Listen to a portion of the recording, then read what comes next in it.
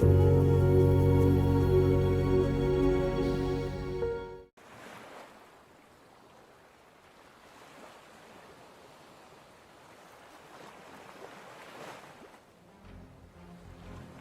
crash on the beach of an endless sea.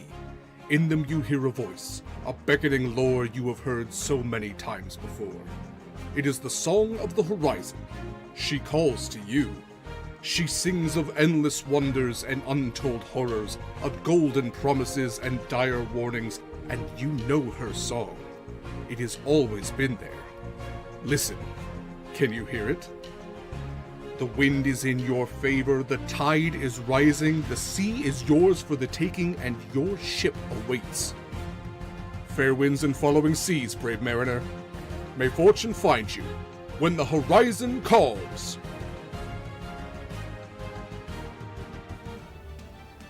Ahoy, and welcome everybody, welcome back to Horizon's Call. I am Derek Sword. I am typically your GM, but not this week, as you all have joined us for a very special session of Horizon's Call, a Q&A, or as we would probably say in the world of tomorrow's, a Q&R. Oh, no. Welcome everyone in chat. Thank you. No, it's great. It's fantastic. Everybody loves it. Like I said, I am Derek Sword. I use he, him pronouns. I'm typically your GM. I am very just so absolutely happy to be joined once again by my fantastic cast, these wonderful players, as well as our very lovely host, LD, who I will hand things over to momentarily. But I do want to give everybody a chance to introduce themselves and say a little bit about their character.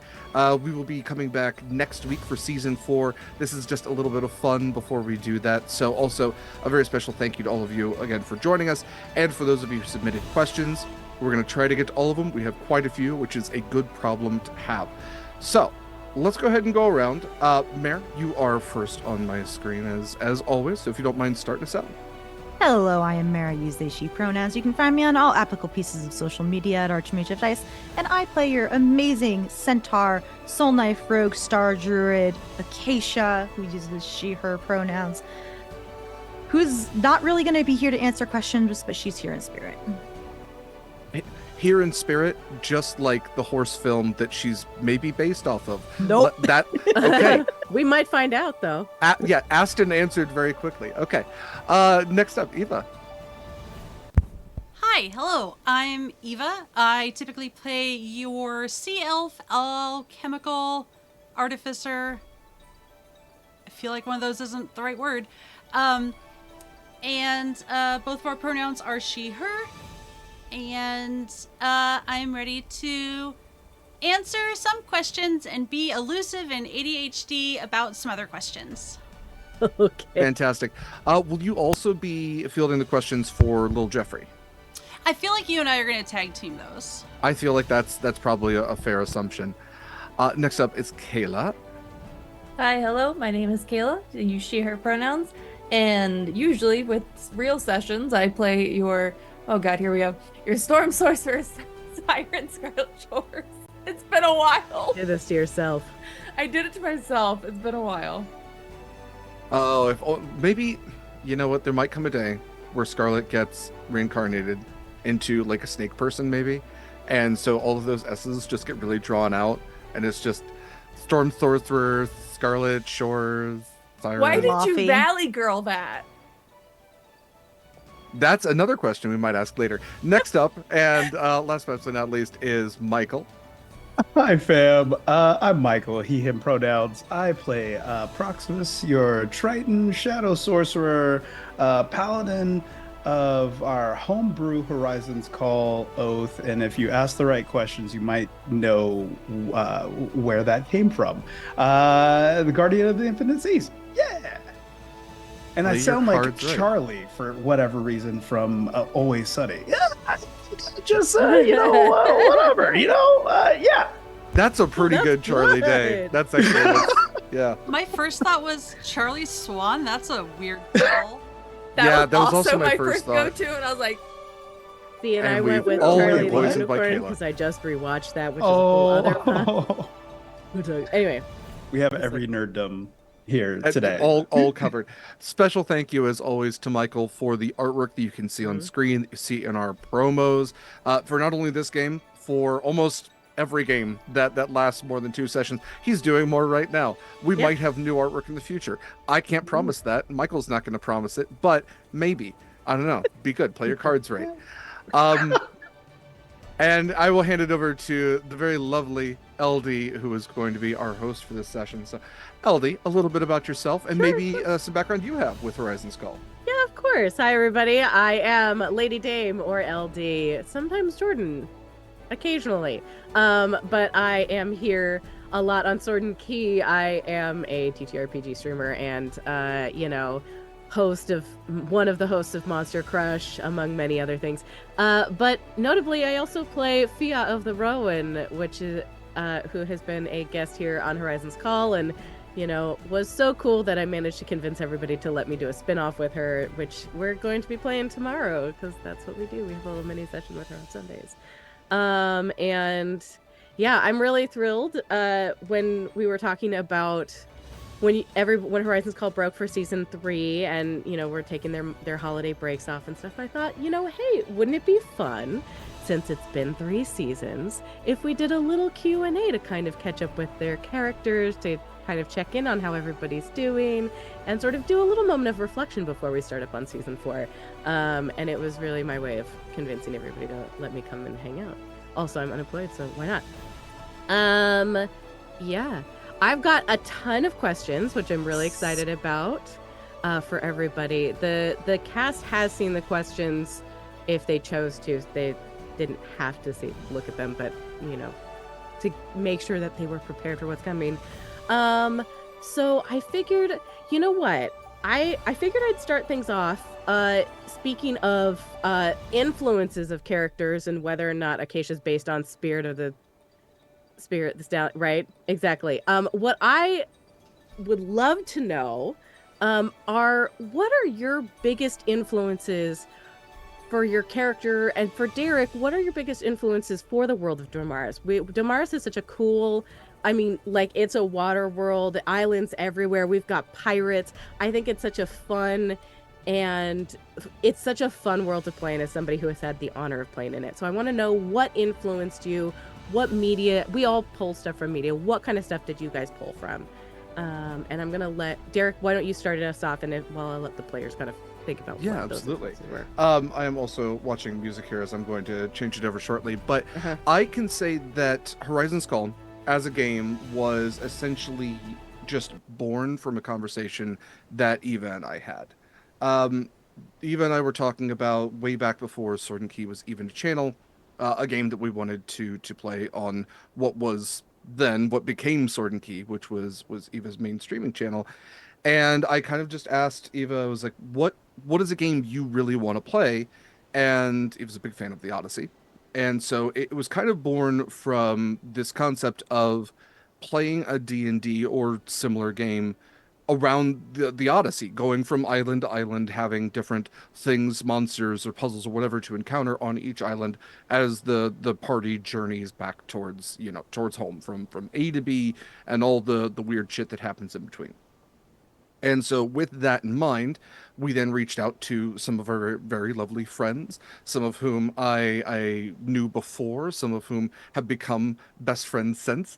And we decided that while the Odyssey game is very cool, we're going to try to build even more off of that. And like pirates very quickly became a thing. I think I asked a question, would you want to be like the good guys, or do you want to be pirates? And it was a unanimous pirate decision from everyone at that point. So the concept for the world really was born from trying to find something unique that didn't already exist in an obvious way with D&D. So I wanted to have a world that was old, that had ruins beneath the sea, and then how do they get beneath the sea? And it kind of adapted from there, where I have a homebrew world already, and then I looked at all of the elevation on it and then covered it with water, and all the islands that exist are elevation of that homebrew world that's never even been played in. So technically, like, this world that I always had setting aside for a home game is still there in this alternate dimension. But yeah, all of the main islands are these elevation points of this world that I had already built. and all the places that had sunk are these major cities that had this lore that had already kind of been built into them. So that's what Horizon's Call is. It's me taking a lot of work I had already done and then flooding it, and then thinking about what the implications would be. And I am the kind of GM where I might not be the biggest fan of something when I start a game, but I will inundate myself with that pop culture until it is a part of my personality. I'm terribly thalassophobic. I hate the concept of an open ocean, but do I have nautical stuff now? Yeah. Do I have an astrolabe on my wish list? Of course I do. I have a bracelet that Kaila made that says guiding compass. Like, nautical shit's part of my personality now. I didn't like krakens before. It's a part of me now. So I really try to consume as much media as possible, whether it is, classics like Treasure Island, that's where the black spot comes from. Pirates of the Caribbean does a really good job of collecting a bunch of pirate media and lore and simplifying it, so that's always a good tool to go to. But there's other stuff like Black Sails. Honestly, one of the things that I looked to a lot for the game was the Assassin's Creed 4. I think Black Flag. That Oh, interesting. playing through that and kind of conceptualizing somebody that's on a ship that can jump from ship to ship, go to the islands and everything, and kind of being able to see and visualize the mechanics of that was incredibly helpful Mhm. to this game to also understand everything about the ships. And then I moved to the greater Seattle area, and now I'm just surrounded by boats and water and everything, so that helped too. Um, but yeah, I mean, that's the main media Cool. that I consumed, because Black Sails, the series that is like the precursor to Treasure Island, also does a really good job. I mean, it is definitely a more adult show that has some not so great parts, but it does feature some really interesting concepts of pirate culture, and then takes the real history, sensationalizes it. Um, it's kind of the tough thing with the golden age of piracy, is it was 5 years. It wasn't even that long. With the big pirates we think of, like Blackbeard, was only a pirate for like 3 years. They live such hard, fast, short lives, but we remember them because of the things that they did. So you're taking real history too and pulling that into it. But I've said enough, and I'm probably answering other questions at this point. So I'll toss it off to I have a we can go. follow-up question for you, Yeah, Derek. please. Okay, so first one, this is just a comment. If Blackbeard's reign was only 3 years, we're getting on that point, y'all. That's true. That's true. Is it 3 years in game though? Yes. No. Oh, It is Brett about too. 3 years in game. I But think we the- were pirates the whole time. Yes. True. Well, I and the believe different it's for like one. barely hit 2 years. and to be But fair, no, we're getting there. We got to Yeah. keep an eye out. I was gonna say, but to be fair, also, Blackbeard and Code and Pirates did not live on a primary, live here. That's on the other Earth, where point. there was Yeah, these giant land masses and not Yeah. a whole set Yeah. of islands. because piracy didn't go away with Blackbeard. No. Like, piracy It's the exists to golden this day. age. It's just in other points of the world. Piracy continued at its height in China, where the one of the greatest pirates was a pirate queen who was so much more successful. But we westernize history, and so we always think of the Caribbean pirates as the golden age. But there were much more successful ones that continued on. I mean, even to this day, there's Somali pirates and everything else. Piracy lasts a long time, but I want to hear what everybody else's influences are before we keep going. I did have my follow-up question. It's super quick. You said you had a homebrew world, but that you flooded. So Curio prequel when? Oh, You know what? I'm interesting. that's a good question for later. Okay, that's why fair. make it a prequel when you can make it part of the main game? I'll leave it at that. Okay, cool. Let's go. Time travel. Let's go. Okay, Mira, Sorry. what are your influences? So I make my characters a little differently than a lot of other people do. I don't tend to pull inspiration when I'm making my characters. I look at the list of races, I look at a list of classes, and I'm just like, what do I want to play? So I think I don't remember how quick I settled on the rogue. I think I settled on rogue pretty quickly, but I was waffling between like a handful of different races. And I'm like, a centaur sounds fun. I'm gonna make it serious, and then it just kind of fell from there. Like, a centaur sounds fun. Derek, is that too much? Is that too weird on a nautical game? Then it's perfect. Yeah.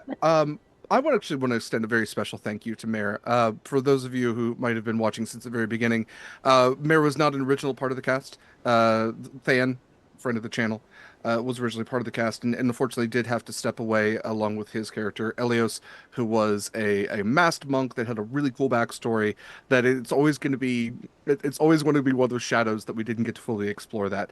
But Mare was lovely enough to step in, not fully knowing everything that had happened, and has really become integral to this show and this cast. And so there was no way I was going to say no to any character concept that Mare threw at me at that point. And In it's a not a week's slap. notice, y'all. I had a week's notice. Literally In a week. I Yeah. did not know that it was that short of a turnaround. We were talking Oh, just yeah. like shit. We were just Amazing. talking for some reason on a call, and then like, do you want to join the game? And I'm like, sure. Yeah. And then we Yeah. started making it. But like, and the best part is, Keisha's not a slapstick character. Haha, No. funny centaur. I think actually Acacia is probably the most serious behind Scarlet. And she did add so much more because all of your characters were so much connected to the sea. And that is something that we lost with Elios, was somebody who was very much connected to the land. And Acacia brought that back and then added so much with, Mare did so much lore building with the island, with her family members, with the Eve Walkers. There's, I can only do so much, and I always look to my players to create as well. I encourage them to. And Mare is absolutely one of those great creative people that will add so much to a story. So I'm very grateful for all that, because so much of what we have done would have never happened had Mare not joined. Yeah, that was my. I don't really pull a lot of outside inspiration. It's like Interesting. I tend to make my characters, like their backstory after I've like created them mechanically. I see. And Kaila, I know that Scarlet has quite a few things that you've pulled from. So initially, I knew I wanted to play a warlock. Because I'd just come from a campaign where I was playing a paladin. So I was like, okay, cool, let's spectrum jump on this one. Let's do opposites. It's like the same thing in different fonts. It's great. It's father versus daddy. Oh, God. Okay. And I think I only had warlock to go off of, and at that point we really hadn't started too much into character creation. We just had the rough outline of what we were going to be facing, and Derek had mentioned Sea Hag, and I was like, I literally went to Derek and I was like, what if the Sea Hag was Scarlet's patron? I don't even think that I had Scarlet as the name at that point. It was just a, what if this is my patron? I said, and so I wanted to be a warlock, and I wanted to be the favorite. And I do not remember where I pulled the name from, but I remember it just hitting one day, and I was like, it's gonna be a pun in the most subtle way to play a siren. So it's kind of delved into that, and even some of the pieces from season 1 with Scarlet didn't really hit until later in that season. So originally it was just Scarlet knew who killed Corvus. Right. And eventually that turned into, what if Scarlet did it? And then, like, I think it was about 4 sessions in, it was, what if Scarlet was made to do it because they were lovers? So it just kept getting worse, like worse and worse. Like more heartstrings. Knife. Pulled. Like 80% of Scarlet's backstory is Kaila sending me a Discord message in the middle of the day going, wait, what? What I want to know is, when did you realize that you had accidentally created the Little Mermaid? Literally, there's a message in here that says, what if this is a Little Mermaid, but Scarlet had already found her prince. Right, okay. Yeah. Oh, interesting. Surprise, the mermaid kid was playing, the Little Mermaid. It's like between having the siren and the Sea Hag patron, I was like, that's just the Little Mermaid. It's like just brushing it enough. Yeah.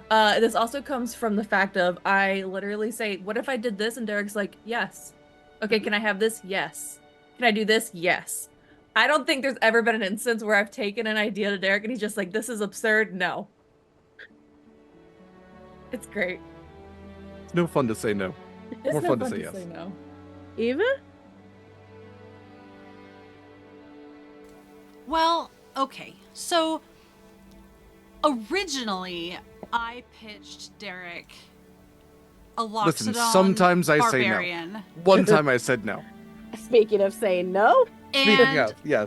I was really excited, and he was like, on a ship, do you have any idea how impractical that is? And then Mare trots up with a centaur, and Derek's like, yes, perfect. Love this. Let's do this. You want to be huge? Great. Fine. So it's Large. fine. We see who the second favorite is. But I had just come out of a campaign where I was my character, not me. My character was extremely stressed all the time and very how to describe her. I guess darker isn't quite right, but much more serious, moodier. Messed up seems rude, but it's true. She was delightful, but had a few problems on the stove, which is not a saying, but and I had done a couple guest spots with a more bubbly character in Numenera, and I really liked having kind of an upbeat, not naive necessarily. I mean, Winnie definitely has her moments, but perkier kind of adventurer, and like she's done stuff. Like her background is exploration, like Indiana Jonesing around the seafloor and being friend to all, and she just never really had experiences that impacted her outlook on life negatively. And thanks to her good friends, even the trauma she's currently been through, she's gotten through kind of with a smile on her face and just a little bit of anxiety. It always felt to me that Winnie had, like, secretly had the lucky feet. Yeah, Like, no, she's she's just- charmed. Like, Yeah, she's the opening scene of Guardians of the Galaxy, where she is just strolling through, like, these hellish ruins with a smile on her face and, like, headphones in, just, like, skipping and dancing to a song that's in her head. And, yeah, no, she's and just definitely like collapsing around her. Yeah. pop music all the time, and just, you know, she's the reason that like pink armor exists. Like, you know, she's girly, I guess isn't the word I'm looking for, but kind of like, you know, she If girly pop was a person, it would be Winnie. yeah. yeah. Missed yeah. opportunity for Winnie to be an artillerist artificer and Yeah. have a pink clock. Yeah. Oh, Respect when. well. But and then Artificer was a terrible choice for me personally. I love Winnie and I love everything that she has gotten to and gotten to explore, and I would die without little Jeffrey. But I wanted to play something I'd never played before, and it seemed really interesting, and Alchemist seemed really interesting. And I love it. But wow, the learning curve for me specifically was not something I was expecting. It's a busy class. It's a very There's a busy lot. class. It's resource management, the class. Uh-huh. Yeah. Yeah, I have You need like a book. I have a Google Doc because I can't do it otherwise. D&D Beyond is great, but it's not for me. I've gotten that feeling with that class. Yeah. It's scary. I recommend it. Like, it's definitely worth playing around in, but also like it's not plug and play, and it's not, you know, auto. Advanced players only. That's true. Yes. Yeah. It's, Or if I mean, you it's really kind of like, like, to torture yourself. Mhm. yeah, glutton for punishment. If sorcery isn't enough, go artificer. I played a Warlock Artificer multi-class. It was great. Oh, I bet. Oof. How about you, Michael? Any influences? Anything that, like, when you were creating Proximus? Oh yeah. Well, Eva actually played in a Discord game that we had, and I had a big baddie that lined up who was a fallen paladin uh ASMR. So Oh. so like I went full like I don't know if you know this about me, but I might be a nerd. And What? I No. I just like the idea of a tortured soul like thought he was doing the right thing and was on the wrong side the whole time and didn't ask questions, right? And just followed orders and everything that Proximus actually is was already there written for this character who was going to be more of a, a Ghost Rider type character, like Flaming Skull. Uh, I think Eva did see some art. I drew some art, like with skull wings and just a fallen paladin. It was so just heartbreaking because he was like, I killed my whole family because I was told to, and I can't even Ugh. rest with them.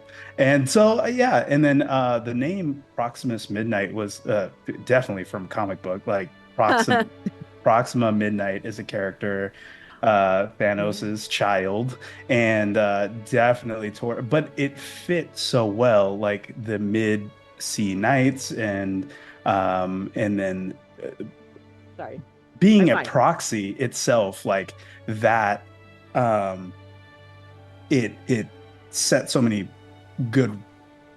I mean, it's like Darth Vader, right? Like, okay, Dark Daddy, like right, like come on, you're naming it. It's right on the nose. But Proximus is a proxy for what Eula was trying to accomplish. Who was that's who I send in to do what I don't want to do. And he won't ask any questions and he'll serve as whatever I want him to be. And so that they just fit. And I was like, oh yeah. And it's such a strong name. I'm like, yeah, It's well, so I mean, good. come on. But I wasn't sold on a Triton. Waterworld, I was like, I still wanted to play the ASMR. I'm like, I just didn't get the chance to. And I thought about every possible, I think I then started going through, and every time I make a character, I use enneagrams. So, like, I'm like, what do I want to be? Type one, the reformer, right? He's principled and he's like a perfectionist and self-controlled. But then the type two is a helper and like selfless and people-pleasing. And so I'm like, well, how can he do that and still like be effective? And Tritons just really do lend that backstory of how they just think that they're so much better than everyone, and still like that's what they do is they protect the seas. I'm like, well, here we go. I'll try it. Whatever. If I don't like him, I'll just ask Derek to kill him. But yeah, I just had a great time. Like, and now I have a hard time moving away from Triton Paladins now. I played a couple home games and like, come on.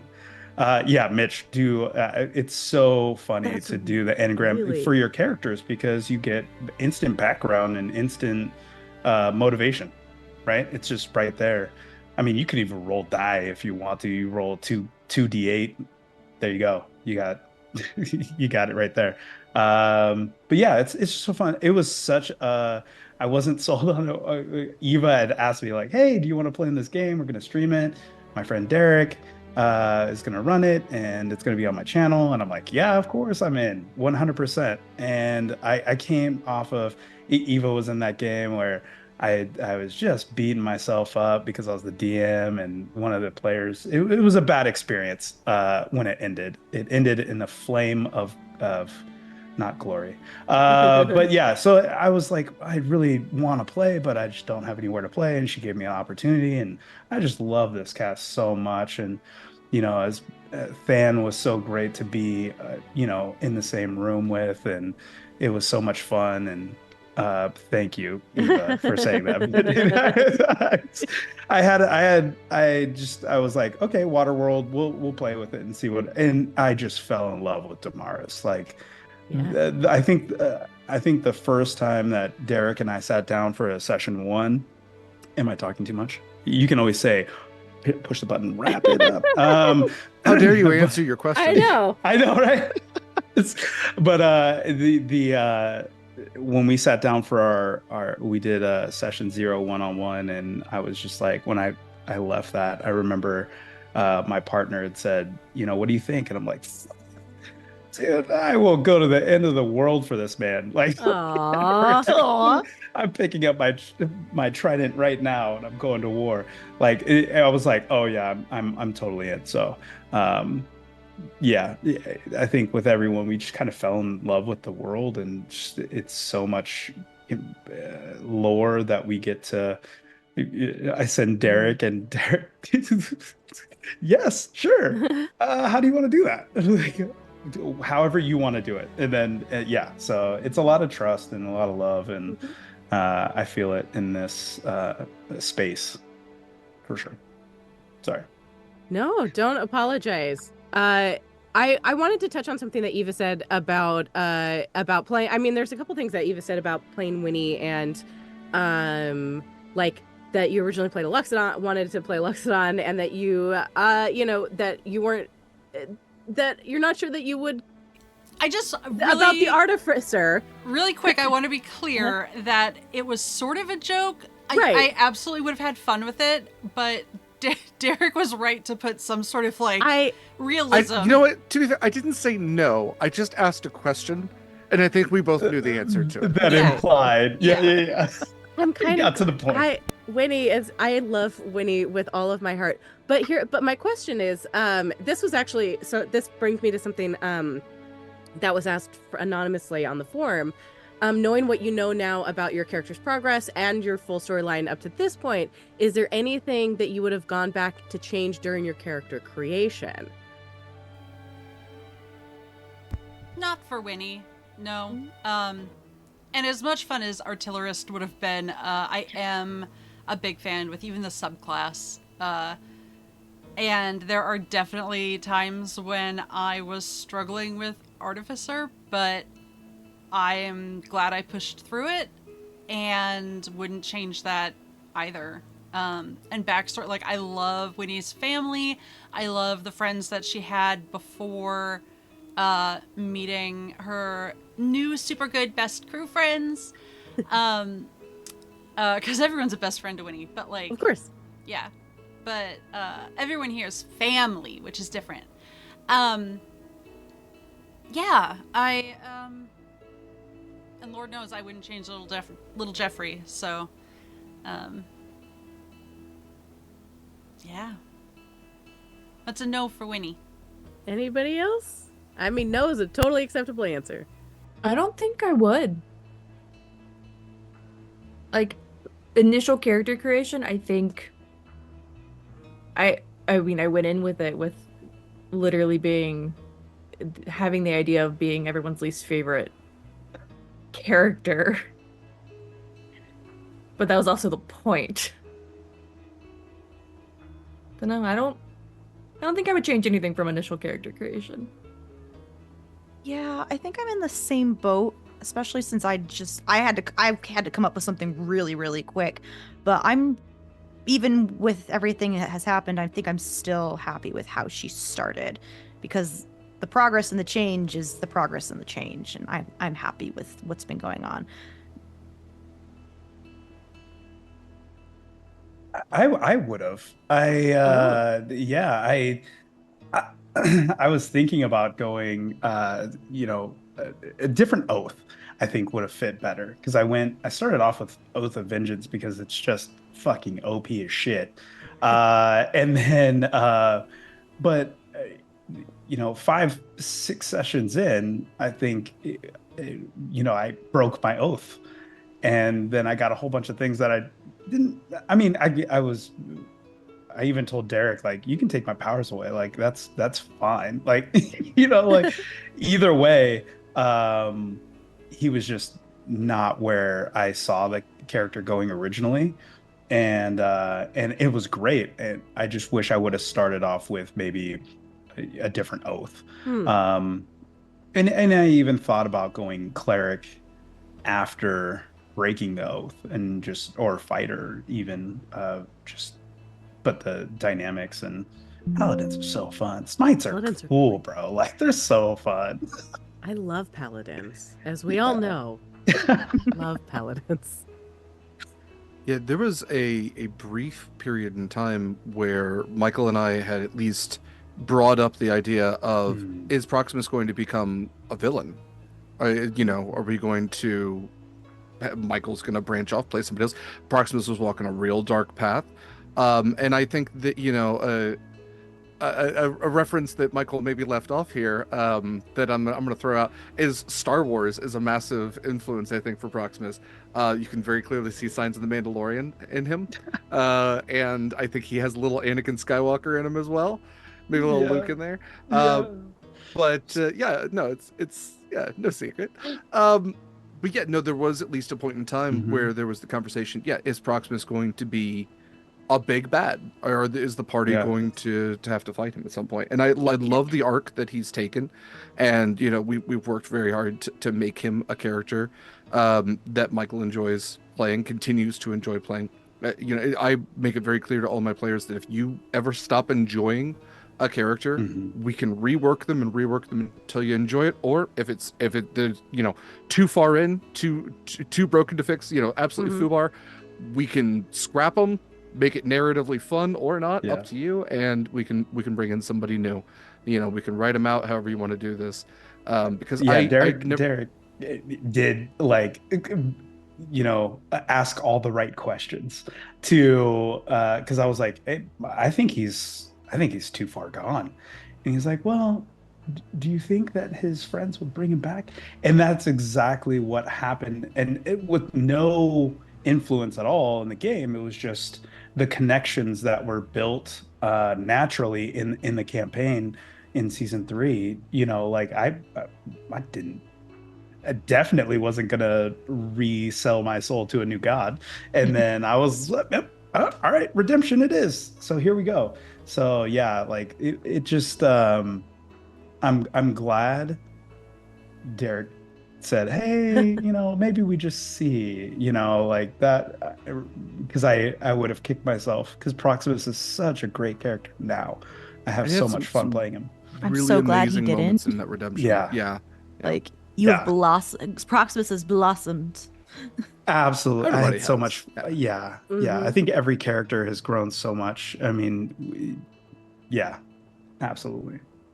But also, to go back to the Loxodon thing, the literal elephant in the room, I do want to note that I had gotten Kayla's character at that point, which was in service to this dark sea hag, and she's like her right-hand woman. She collects secrets and tongues.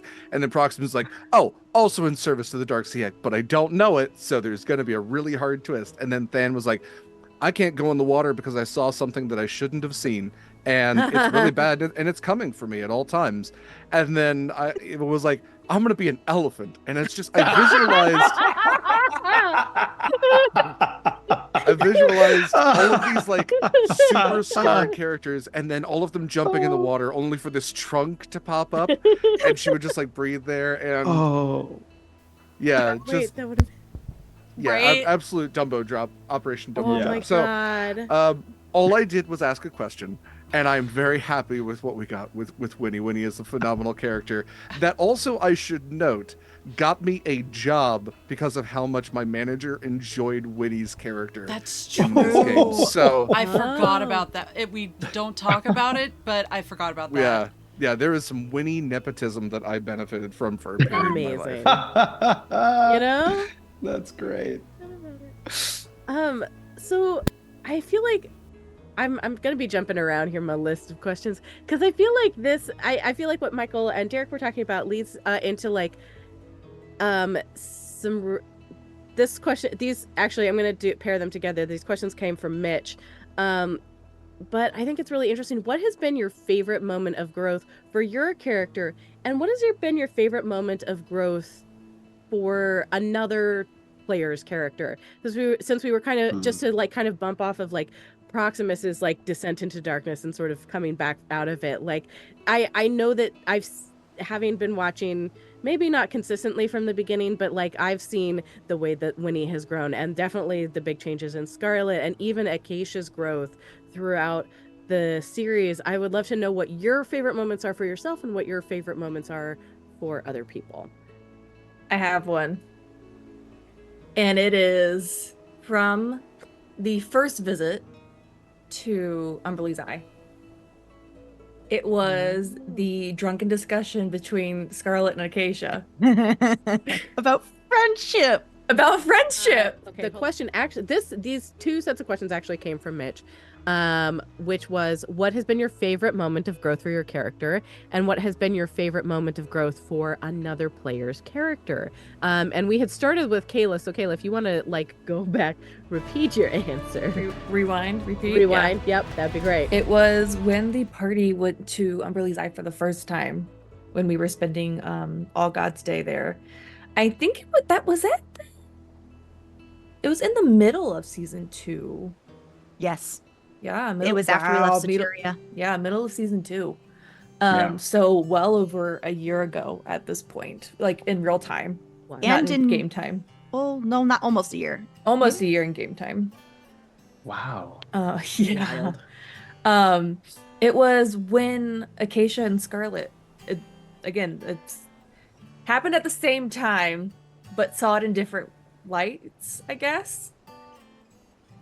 Because Acacia felt confident and comfortable enough to ask Scarlet, of all people, these questions about friendship, and Scarlet was actually able to answer said questions. It was like a good turning point. Because we kind of came from it from separate directions. Mhm. You came from nothing to having friends, and I just lost friends. Everything. Yeah. In Soteria. And also, yes, everything. But I was mostly focusing on Panvier.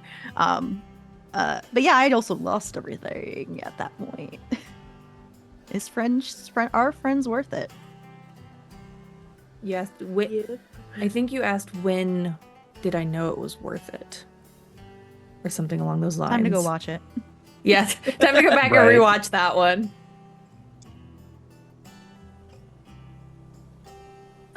Let's see. Personally, because I get to see all of your lovely characters, and oftentimes you are wonderful enough to include me in their character journeys. I really like when you all do mechanical things that express the changes. One of my favorite moments for Acacia is Weasel Acacia. Because, we've been really building up, like, oh, she's got druid powers, they're kind of manifesting a little bit, and there's all the star walking and the connecting to different druids here and there, and I really like, even some things that might seem more minor in the grand span, like the Druid Grove in Almborg, the Sunken Druid Grove, and kind of conversing there, but that first time that Acacia's like, let's see what life is like with only 4 limbs instead of 6. And Weasel Acacia is just top tier. Speaking of reducing limbs, Scarlet finally breaking her warlock pipe, being a warlock for most of her adult life, and then severing that and finding her own inner strength and realizing that she had the power within all along. And it's just, you can put it on a poster in a middle school. Do not put Scarlet as a poster child. That is a terrible poster child. But, that was something that I had talked to Kaila a lot about was, and I've said this to my players, if you've ever played a game with me, I've probably said this to you before too. I am the firm believer that an adventurer who begins a journey should not recognize themselves by the end of it. That if A and B were to meet, they would be as different as A and B are. They would not recognize where they came from. They would not recognize themselves in the future. Physically is a big part of it, but also the journey changes you from inside out. And that was something I had talked to Kaila about, was like, I really feel there needs to be a physical change, and Kaila being wonderful enough to consent to losing a limb, which is a big deal for a character, but also having that physical kind of proof of moving on, of severing her past in addition to a piece of herself, that there's always going to be something there, that she'll never be whole again, but she will be more than that. She will be better than that. And that's what I always really loved. For Proximus, it's one of the recent moments with Dominaria, where he has come so far, but that was another step he's had this mission of I need to go back to my people, I need to save them, and this is a war of hearts and minds, not a war of blood. And so when a literal member of his community comes to him with, in an effort to draw blood, he turns the other cheek and embraces her instead. And that was such a powerful moment, where when I introduced that, I didn't know how that would end. And it's those things of trusting your players and trusting their journeys. For Winnie, the biggest change with Winnie has been from, if you listen to Winnie's intro in season 1, it goes dark, heavy intro, and then just like playful guitar, and Winnie's just having a great day. But Eva has really put in this effort towards Winnie, where she's bubbly. There is a naivete that she gives off that's not really there, but Winnie is grappling more than most with some of the bigger things that she's balancing. Winnie has family that she has to worry about back home. They are imperiled by the geopolitics of the world, in addition to trying to figure out what's going on with the stars. And Winnie has had these little moments of growth where she has kept her positivity, so it hasn't been so obviously seen, but every time that she makes something, every time that she improves on something, every little improvement with little Jeffrey is a moment of growth for Winnie, because she is an inventor, and it's just always moving forward for her. And I always do stuff. It's fine. I can go next. Yeah. Okay, so for Acacia, in general, I think my favorite part of her early growth is just overall overarching, because session 1, I was still figuring out who the hell she was personality wise. I had no clue who she was. I didn't know what kind of who she was meant to be, because I was trying to play her suave, this mysterious character just showed up in the north where everyone else is. That's how it is.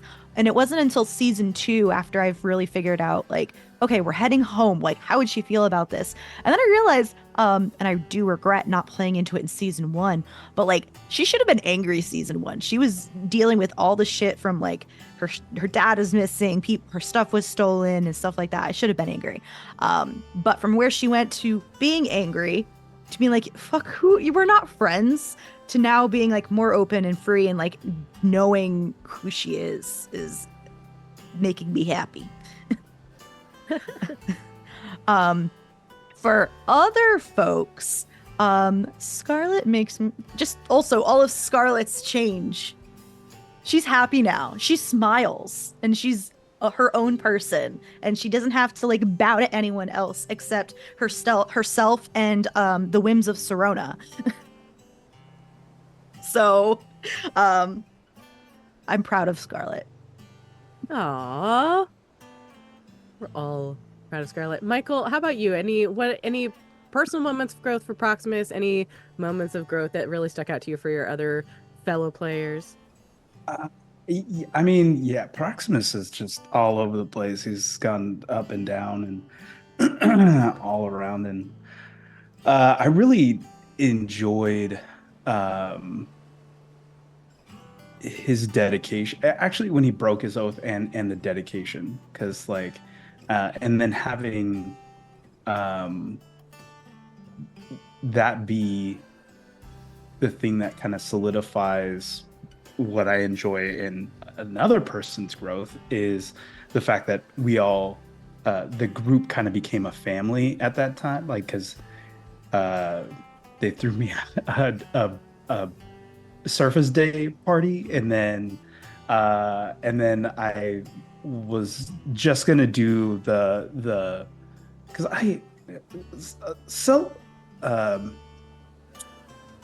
I just had a thought in my brain and it just left. Ceremony as a spell doesn't get enough love from me, and that is like, if you are a true like bard at heart, or you want to be, if you're acting, like that's your bread and butter, bruh. So and I'm thinking about, oh, he's pretty charismatic, like he would give a good speech that would rile up the army, right? And I was just going to do that alone, and then having the party there, that was even better. And so doing the dedication was fun. Every use of ceremony has been fun for me, but that one meant more. And then my thing for someone else was Keisha's change, because I think she was like the lone wolf loner, like why would I even want to be with you guys? Like we're not friends. And don't You use have that a word. ship. Yeah. Don't use that word. But at that point in time, I think that was the first time that Acacia said, you are my friend. And I still remember that being like, oh, this is perfect. But yeah, the growth, seeing all the characters become family was fun. How about you, Eva? Well, I'm going to have to think of something else because that was almost word for word what I was going to say about Acacia, so fine. What Can I about actually Winnie throw first? something your way, Eva? Because I think there was a really interesting moment of growth in the first season very early on, and that was meeting actual Jeffrey Dash and then creating little Jeffrey from that. I think that was one of the first times where like when he was like, oh, I wanted to save this person. This isn't like fun and games like I have had. That's between Winnie and her therapist. Yeah, I want to know what you think about Winnie's moment for Winnie's growth. Yeah. No, that is an interesting point. Like, because she very nearly she almost could have been a wereshark herself. And there were multiple points where we probably could have done something different and saved that man. And we didn't, well, no, and I see your face, Michael. We didn't know. It's one of those things where like ignorance kind of is your own roadblock. Like, we could have handled things a lot differently, and it turned out the way it did because of reasonable choices on our part. But, in hindsight, I think all of our characters, except Acacia, that was before you, right? Yes, I was. I was not here. That was like session 2. I don't know what I'm thinking. In hindsight, especially having encountered weresharks again, I think we probably might do things differently. And it is sort of messed up to have this little homunculus reminder, who we love dearly and who is kind of like a little shit mascot. But yeah, when you get down to it, he's an awful parody of a real formerly human ? Life. Pretty sure he was human. Not that it really matters, but He was. I had no idea this is where Jeffrey came from. That's exciting. It's like the worst sort of never forget, because you do kind of forget like the actual source material. And I don't think when he does forget, I think it is sort of like a keep learning, keep working, keep exploring, and do better. Like, you can't change the past, but if it happens again, here's what you can do different. And obviously, if we come across another wereshark who is in danger of sharking out, we turn him into a mechanical person. You want to turn him into a warforged? Yeah. That would solve everything. Can Warforged wereshark out? I don't think so. But Point. Derek? experiments will determine. Listen, all I'm going to say with this is Warforged have to be somewhat living for them to be PCs, not constructs. If poison can affect a Warforged, which it can, I think... That's weird.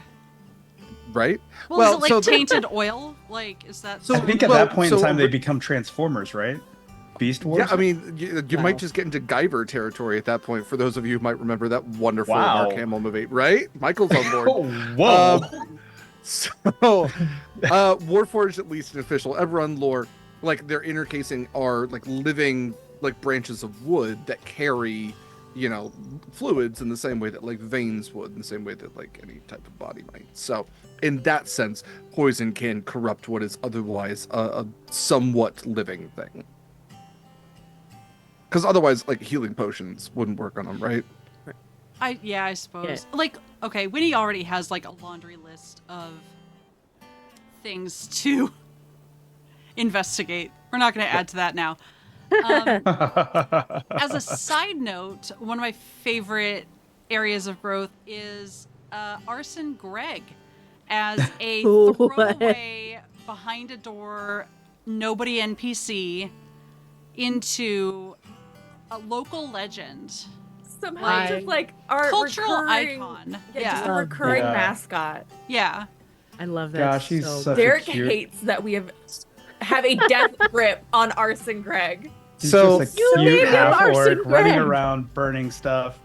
The greatest irony is that Arson Greg and Jeffrey Dash live in that same category of my brain, which is just, I don't know, this will be funny. Jeffrey Dash is just a Jeffrey Rush pun. He is just Jeffrey Rush referenced from Pirates of the Caribbean as Captain Barbossa, where I just wanted to make him a Weasley little character that you might get information out of. Maybe Connery would eat him. I don't know. I just figured you might get info, and then we got a black spot, and I figured, wouldn't it be fun if he was a wereshark, considering Winnie's down by herself in the hull, and, he would be the one to come out, and then that is a good black spot to have. They're not going to kill him. Oh, shit, they killed him. That's all that Jeffrey Dash was. We hadn't encountered weresharks before. Right, yeah. There's no reason for, and he was not supposed to go on, but yes, Arson Greg and now Smackdown the Kobold Blacksmith from Oh my god, I yes. love SmackDown. I can't wait. Yes. to And see Dr. SmackDown. Sawbones.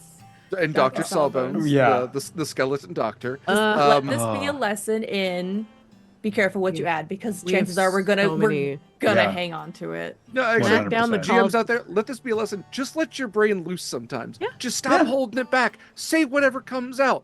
Your players will like it. Yeah. It'll haunt you forever, but they'll remember it. And that's the double-edged sword of GM. I'm excited for the Can I Horizon say- crew call to meet Yeah. SmackDown. Can And I- Dr. Crossover Sawbones. episode. Let's go. Yep. Yes, Oh god, absolutely. can you imagine all of us and the Oh my god, Harveys? huge. We've Or seen as, it done. well. We've seen it done well. It's Let's. true. We can do it. I don't think Derek needs to do much, but just set a scene, and then Yes. we would just talk. we just the go. entire Never say time. anything. Yeah. Yeah. Or as We Liz need just the mentioned in occasional chat, NPC. there's the moose from Humblewood named Molson. Yes. Yeah. Yeah. Absolutely. Yes. With the sometimes, accent. Exactly. sometimes let's just let your brain make a joke. Just don't let the whole thing be a joke. Oh. That's my best advice. Can I just say, because Derek got to say great things about all of our characters, but we wouldn't have this character change if it wasn't for the NPCs that touch this world and each one of our characters. And for every Arson Greg, there's always a lesson learned.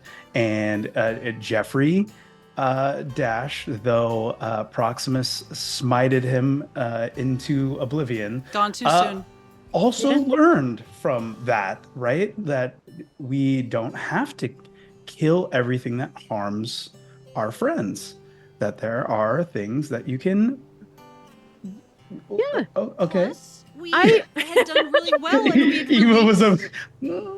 We did Okay. the water elementals. What are water they? weirds? The water The weirds. water weirds, we right, didn't yep. destroy didn't kill them, them. so we Right, kind it's of true. we had one in the wings. Like we got to do a murder because we I saved. LD, You, No, I don't LT? set not- Oh, Wanted yeah. to say something? I do, because I feel like this is leading into another question that I have, Please. and I would love to. Yes. Yeah, do it. Herd these cats. Because Michael, real quick, because I haven't Oh. finished my Yeah. I don't want to single interrupt point Eva, but of- also yeah, I know, but also shut up.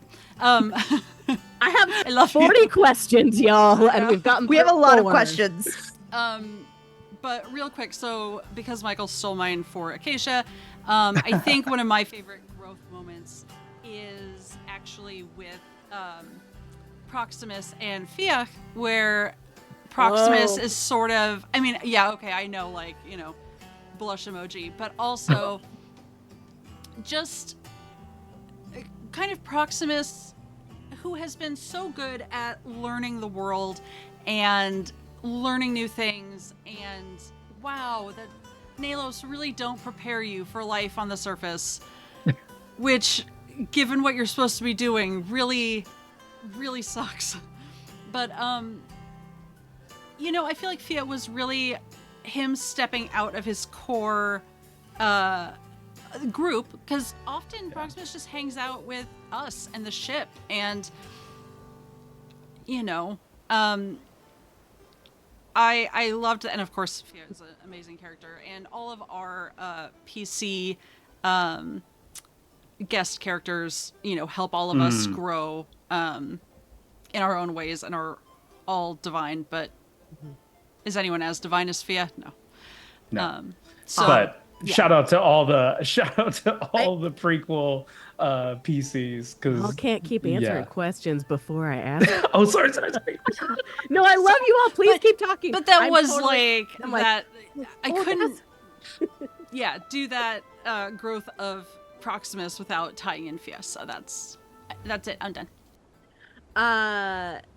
I'm so kidding. It's so funny. What's been hard is that I'm like, ooh, this can lead into this question, and then you guys say something else, and then I'm like, oh, but then this question. It's going. Ooh, really shiny. well. This call is a giant. It's massive true. train station.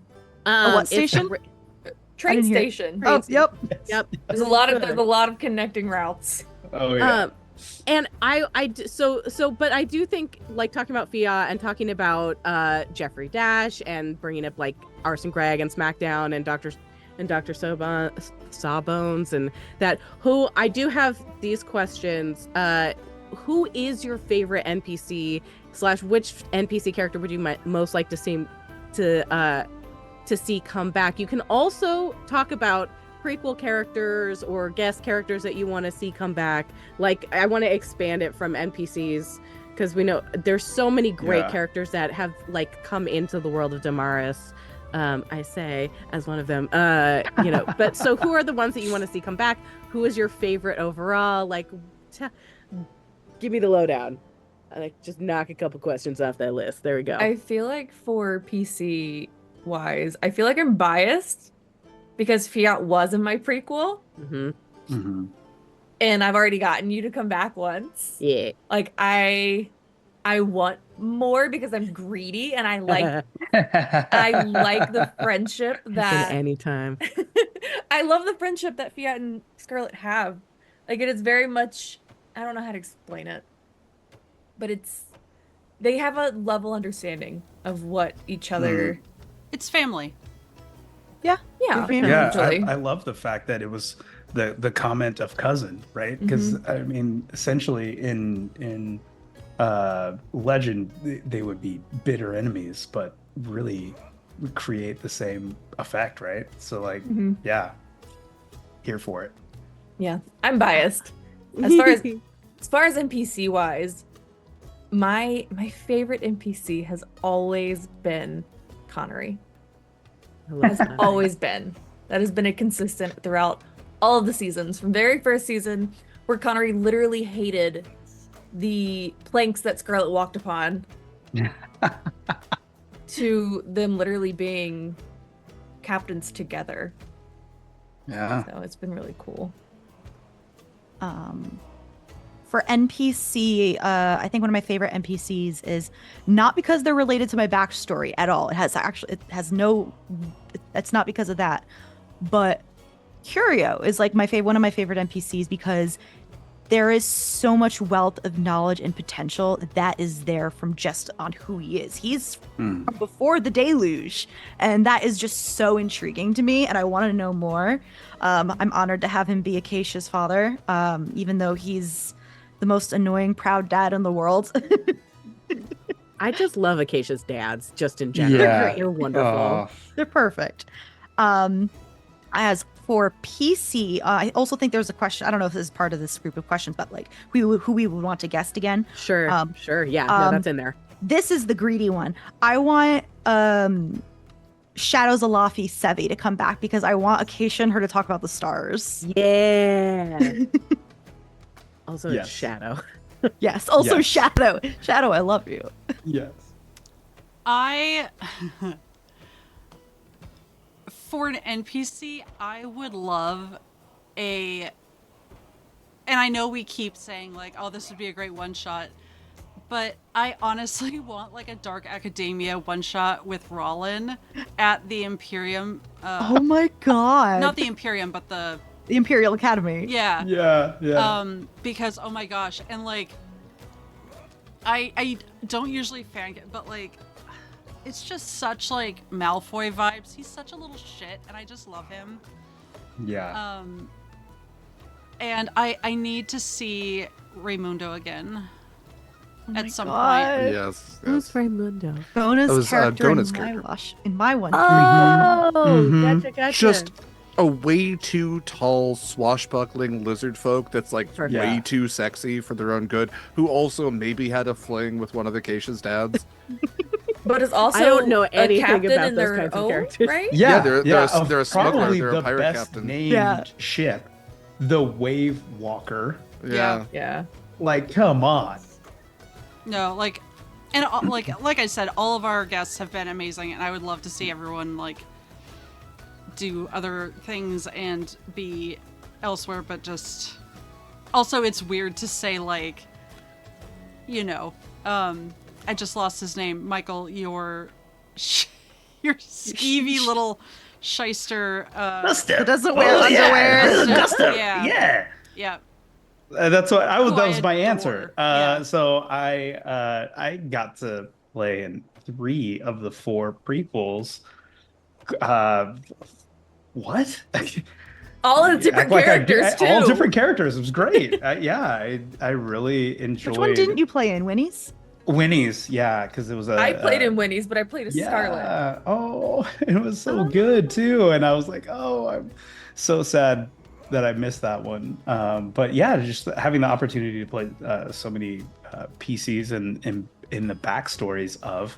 I love Gustav. I think that he is just the best little kobold boy, and would always and I love doing his voice. So anytime that Derek gets, it's so much fun.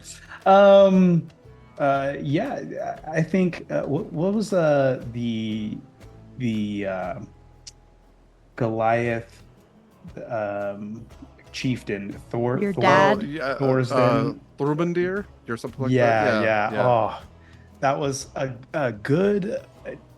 Again, all of first season for Proximus was learning, right? I think when he met Acacia for the first time, what are you? And she's like, who am I? I am a being, sir. You will, and those are the learning moments. The sit down of is the Empire bad, right? Are they evil?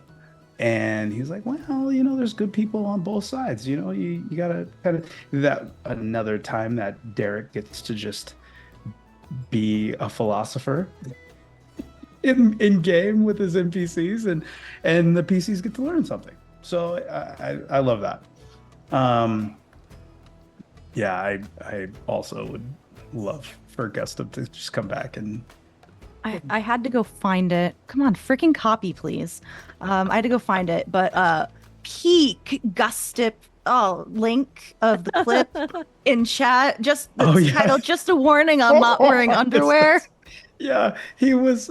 I mean, because he was so small, everybody just wanted to pick him up and put him on their shoulder because Kobold's legs are short, and like he's got a robe. He's a wizard. He doesn't wear underwear. Like, come on. Sometimes there's just like one line or one action that can define a character or tell you exactly who they are. And I'm glad it's clipped. Yeah. Like I knew I gosh. clipped it. Oh gosh, so about- good. I was gonna say, how about you, Derek? Do you have like NPCs that you like to play? Do you have any guests? I mean, I know They're that all my I know- babies. I know. Love them all. I also know that you have some. I know that there are plans coming up in the future, but are there any characters in particular from that you would like to see come back? As well? I love any NPC that these players come up with that I get to play. Because often that is, here's something of mine, I'm trusting you with it, and that's always very nice. I love that trust, that respect that goes both ways with that. So characters like Curio, super fun. Characters like Nesh, which I believe Kaila did come up with, where it's just here's this one connection character that Scarlet has. Like Dominera, which Proximus came up with, like Winnie's whole fucking family. They're always great. I love goofy one-note characters like Schmeckeltack, the kobold. Just anytime I get to do a kobold voice, it's great. I love the characters that stick around a little bit longer. Like, I love Connery. Connery is pulled from so much media that I always wanted him to be there. He is also a joke character. His name is Connery and he's Scottish. Yeah, he's a Sean Connery joke. Oh my god. Wait, did you Yeah. just You didn't get know that? Did that No. just connect for? Oh my God. I don't know. I was- I'm terrible I was with today actors years and old shit. when I just got that. But there's also Derek. like the one note characters or the characters that were like literally spur of the moment where I was deciding on like, okay, so Marcus. sometimes like Marcus, because sometimes I'm going to reference another thing that it's not for everybody, but the original Power Rangers, Rita Repulsa had her little fucking claymaker guy make a little monster and then they'd send it down and then would get its ass handed to it. And that's how I feel sometimes with characters. So I'm like, I hope you last. Like Brindle Kane was supposed to be this character that you all beat to submission and then you got information out of him instead of Proximus fucking lopping his head off or like holding his body up as a marker of victory. And so as Winnie I then gave goes, him a chance. Wait. Okay. I will wait to rebuttal this comment. hold your rebuts. No, Brindle Kane was an absolute piece of shit. That was the point of him. He also was deserved. is a joke on, not really a joke, but a reference to the famous pirate Calico Jack, because he's not Calico, he's Brindle, and then he was also a duck. So he was just a shitty person, so of course he's not going to willingly surrender. But then as, Winnie is going into the captain's quarters, my thought is, well, they're going to need information from somebody. I need a first mate, and my brain went, Dampier, Fire Genasi. Haven't seen either of them in a while, and my brain flipped a coin and landed on Fire Genasi, and then he fucking stuck around, and I decided to make him, knew nothing about him aside from the fact that he would surrender, so you all wouldn't kill him, and then built the character from there, because I also wanted to play off of your suspicion of him, and make him actually like a respectable character. And so then I built the whole backstory of like, yes, no, he didn't want to serve under Brindle Kane. Brindle Kane fucking, murdered the original captain, all that kind of stuff. So I love those characters just as much because they mean something to all of you. The one-offs are fine. Arson Greg is great when he shows up. But I love having the characters that mean something and stick around because you attach yourselves to them. Those are the ones that I appreciate more than anybody else. And as far as PCs, yes, Sevi's incredible. LD, you're amazing. Harbingers absolutely exist because of you. I'm so eternally grateful for you for that. You brought so much lore. The Harpies brought so much lore into the world. Absolutely. I have been holding on to that lore. I needed somebody. I just had stories in my head and I needed somebody to make them happen. So here we are. I would love to have Kappa back, mostly because both Oh. he and his character would be begrudging to do so, because he literally made a character that just wants to fish and keeps getting like dragged into shit and just Yeah. wants to retire. He's literally the 2 days from retirement. Yes, Oh my yes, God. yes. I would love to have Trees back, because Trees Oh yeah. built their character into a big. The original plot of Horizon's Call actually is what Trees built their character into. So I would love to have Trees back as well. Feel yeah, free to absolutely. expand upon that. I just want to say I want to throw in there because I have an answer for this as well. Yeah, I please. want Demira back. I want to know what Oh, she's up to. well, Rotten. I am happy to inform you that that is Yes. absolutely in the works. Yes. Yes. Yeah, like Huh.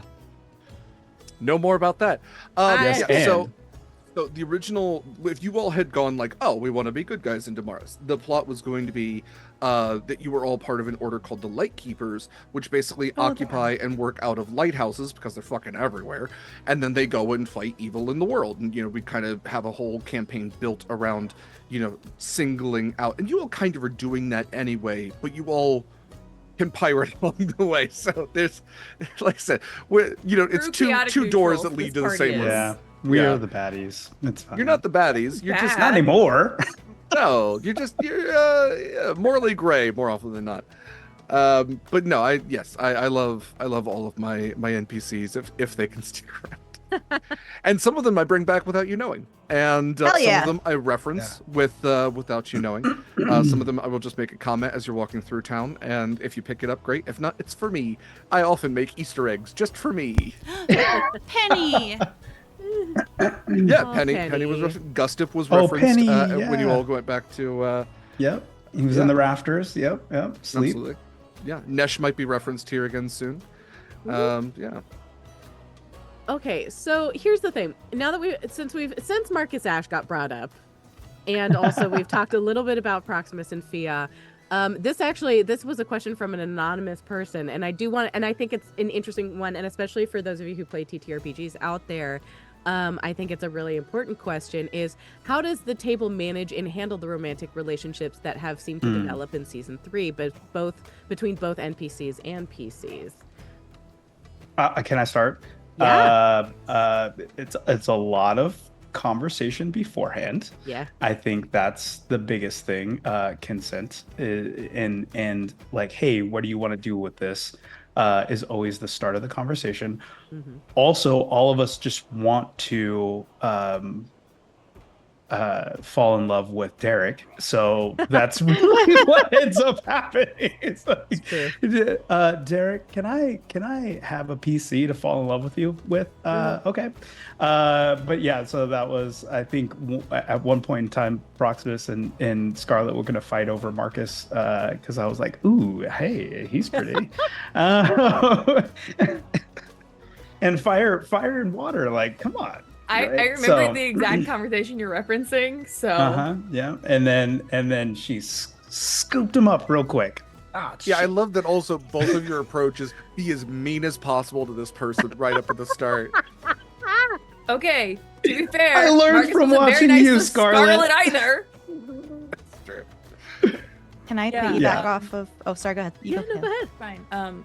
It was literally the same night that we played the Flitten prequel. Yeah. I literally messaged Derek and I was like, I really hope Marcus isn't gay.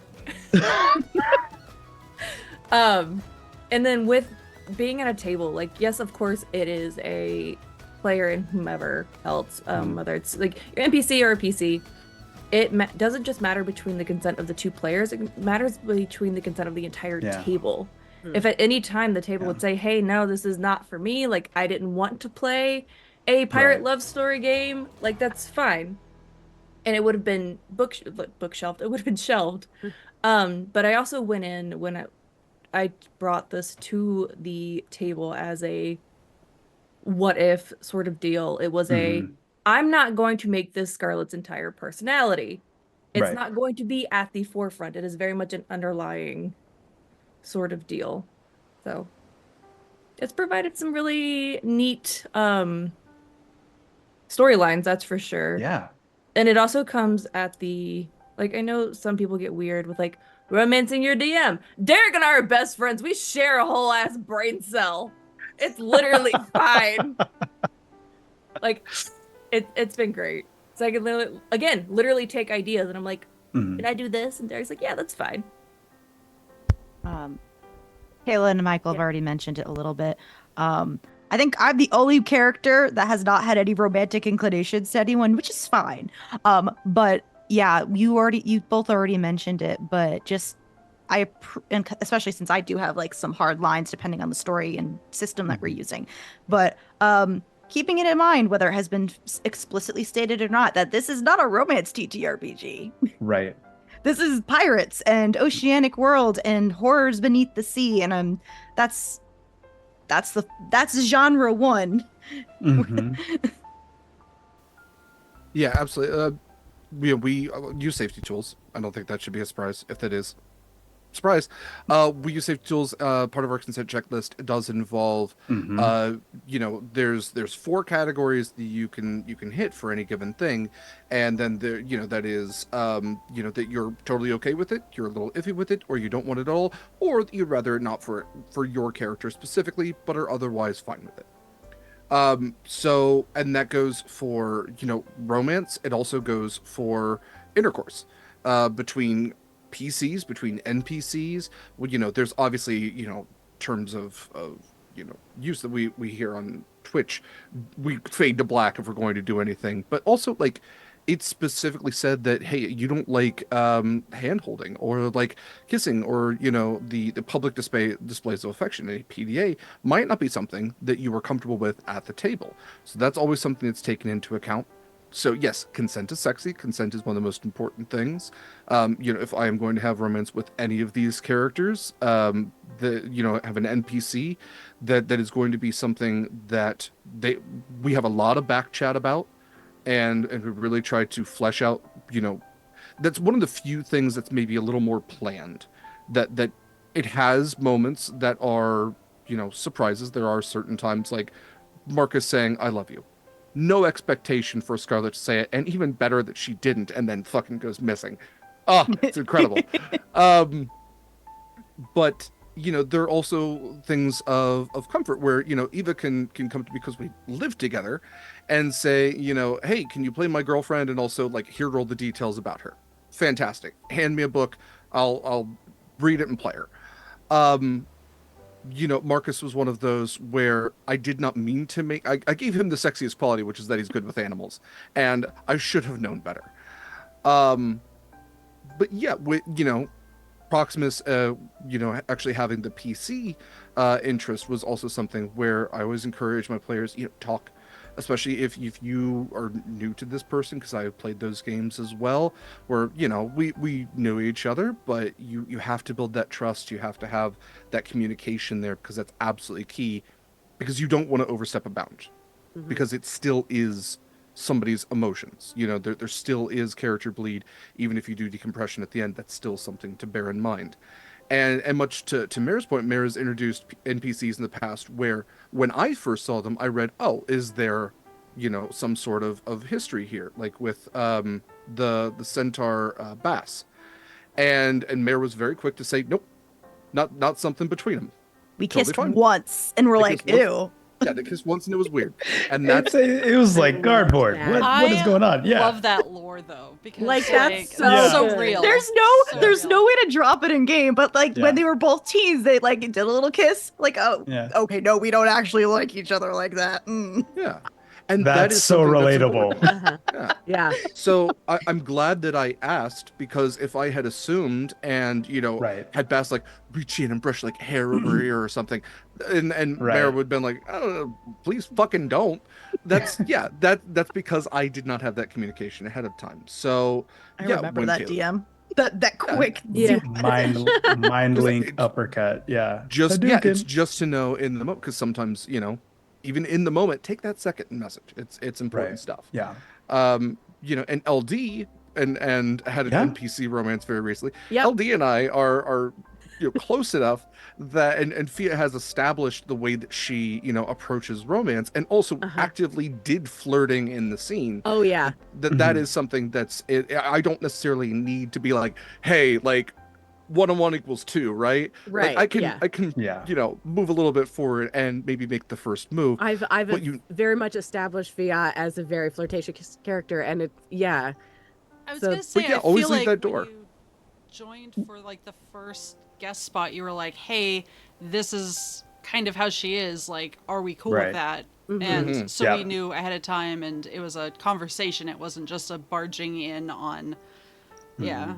Yeah. Sorry, not to interrupt, but I also want to point out that I very so it was different with Derek and I. I mean, we had sort of like we've had that little shorthand, Fia being very flirty, and they're I think we've talked enough that we know each other's vibes when there's that consent and everything like that.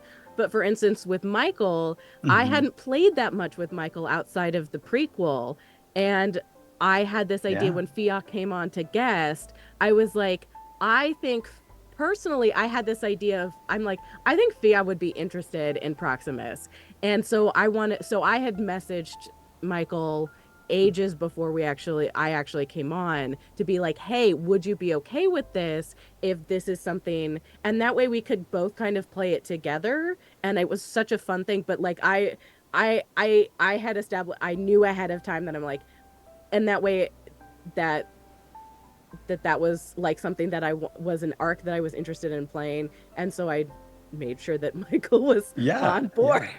I think that was when we were having discussions about art, redesigning Fia's art, and you had put it out there, and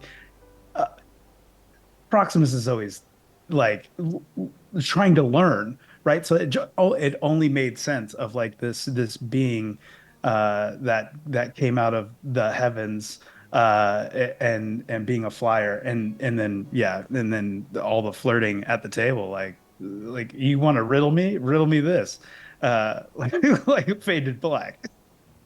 So yeah, no, it totally worked. But it's having those conversations ahead of times that's important, I think. When everyone here is also very respectful of autonomy. Even if a character does make a first move, they're never presuming the response. Right. They're never taking the action of the next character. It's always a door that's left open that has the option to be shut. So that's always an important concept of it as well. Yeah, it's fun. It can be fun. And it's also fun, I think, to explore the friendship dynamics as well and sort of play that. And that's, as somebody who has gotten to guest, it's been really a treat to even having conversations with Mare about the conversations that Acacia and Fia would have, and what that type of not even a romantic relationship obviously, but we did even talk about what that friendship looks like and what that dynamic would ultimately look like too. I know we had that conversation, which was, it's so fun. It's yeah, now I'm like, love it. That was my next question. Okay. Oh, this is interesting. So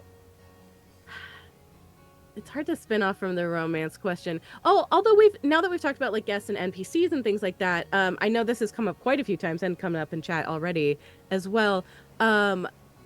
We've met so many great characters and so many guest characters from the prequels and spin-offs, and we've got the Harbinger spin-offs. Are there any other this is from an anonymous person. Will there be more prequels or more one-on-one sessions coming up in the future? I know that there are some plans for that, but are there any kind of prequels or things that you would love to see? I see Michael's face. Michael, or do we have any prequels or one-shots planned in the near future that I might not be necessarily GMing? This is not a trick. You are allowed, if you are aware of any. If I was actually looking, I was actually looking on my Zoom at me to make sure that I didn't have a red dot. Michael, there's not going to be a dot. That was a setup. Yeah. Maybe? I say, Michael, do you wanna say it, or do you want me to Well, I just want to say tell the a idea that was quick presented? story. I was sitting at home and I probably was drawing. I was sitting at my computer and I got a message. It was a random Um, Friday in December. ran Absolutely. And so I was definitely just sitting, minding my own business, and Kayla had sent me a DM saying, "Hey, would you like to run a one shot? I think you'd be good. Whatever." And I was like, oh, yeah, I guess so. And I'm just hesitant, only because the last time ended in shambles. But yeah, so yeah, so we talked about it, and little did I know where she was at the time was sitting right next to Derek.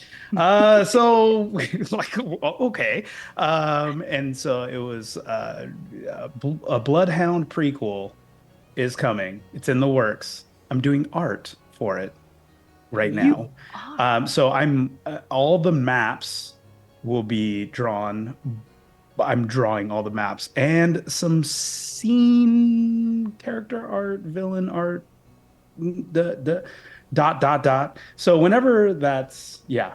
And I'm currently writing and uh listening. So when Derek is running something in a part of the world that harbingers might be in, I'm like, ooh, so oh, okay. So with our brains combined, I'm sure that with our powers combined, With our powers combined.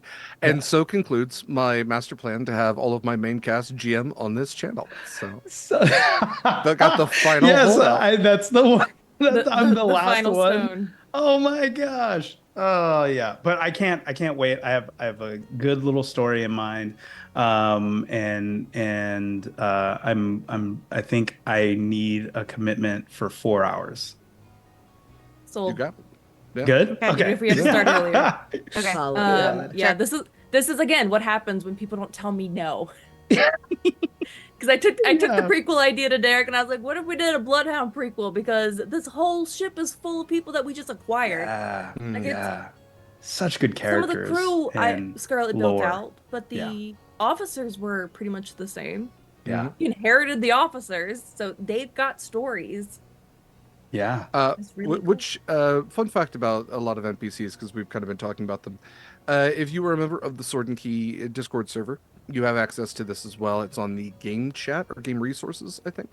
I made a spinner a long time ago, an online spinner that has every D&D race on it, every single option. It is a reincarnation spinner that is much more expansive than what you would find in the traditional player's handbook, which only gives you like the standard D&D races. It doesn't give you like Goliaths or a Coca or anything like that.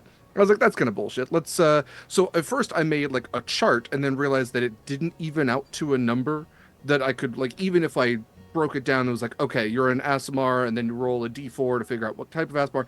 It didn't work out. So I was like, all right, fuck it, I'm gonna make a spinner. So anytime that I need crew members, officers, I use that spinner and I determine what they are. And that is actually how I got the officers for the Redemption.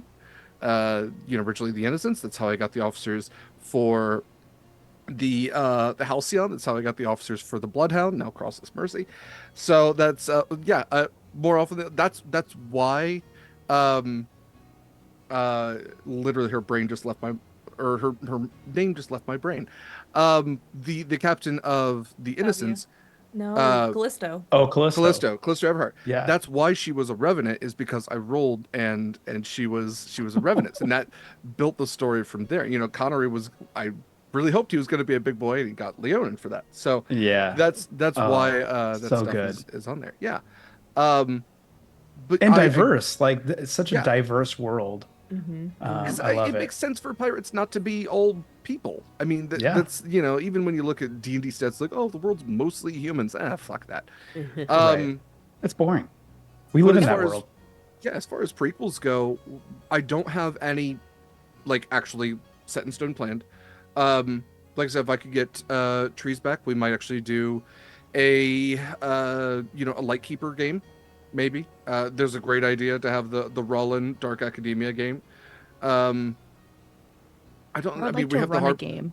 I would like to Yeah. run a game in Damaris at some I point. would love that. Yeah. Um, Oh man.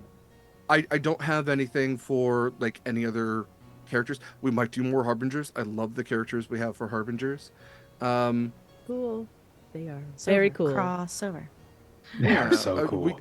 We very And likely kick will have so much crossover. ass. Jesus. We are the cool goth kids of Damaris. That is for sure. Maybe we'll have a battle royale. 1000%. We'll see who's left standing. Everybody Um, fights well. Gladiator tournament. Let's go. Yeah, Not we can Winnie. definitely do that. Terrified. But yeah, I don't have necessarily anything set in stone for that. There are ideas that I have. Like, I would also love to have a Stargazer game, which is because weirdly enough, all of the half animal, half people are connected weirdly to the stars. So if I could get Sevi, Acacia, Fia, Scarlet, I think those are the main.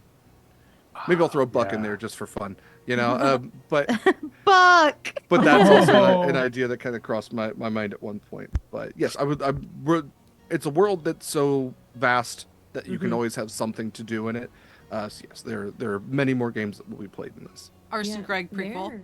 Nope. That too. Arson Greg has been, always will be. There is no before, there is no Post-quel. after, there is only now, there is He only Greg. I feel like existed. Arson Greg is just an idea that manifests. Arson Greg existed in my prequel. That's true. What That's if- the what first if time in Arson the Greg- chronologically we met him. Oh, yeah, Oh, the time interesting. was Greg. In the The time timeline. was Greg, and it was good. The Yep. time was Greg. I know. Yeah. Can Arson Greg just be like a moniker? Oh my god. Like It's a somebody takes title, the not a mantle name. every The time. Dread Yeah. Pirate Roberts. Yes. Like somebody takes a mantle. There's an unofficial headcanon I have for him that he is a fire elemental, like the fire elemental, like the lord of all Perfect. like sold. Surtur or Very something done. like that, right? Like Yeah, all fire giants yeah. or the Jinn, who I can't remember their name of right Love now. him. The Ifriti, yeah. Yeah, maybe we'll have a Humblewood crossover and have Yeah. a bunch of I love animals. Yeah. But Punch a so, squirrel. so Mary, if you did run a game in Damaris, like what kind of spin-off prequel situation would you want to run? It wouldn't be Completely a original? prequel. It would be a spin-off. And I threw this idea in the Discord a while back, but the game would start off with a group of explorers sunk in water, obviously, because that's where the ruins are, where they find a crystal. And it's a warforged crystal with a person in it. So figuring out who this is, and then shit happens from there. Like, you got to find this person a body if you want to talk to him, obviously. But going from that, figuring out who they are and Yeah. why these people are trying to get this person back. Put some more history into the world, maybe even ancient history. LD, I don't know if this is that actually lends towards another idea that might be a question. That the idea of stuff that was going to be that didn't become because of choices, character choices specifically. Because there actually was a plot point that I had for season 2 of you all having to hunt down the Kraken that ate Curio and get his reliquary back from inside the Kraken.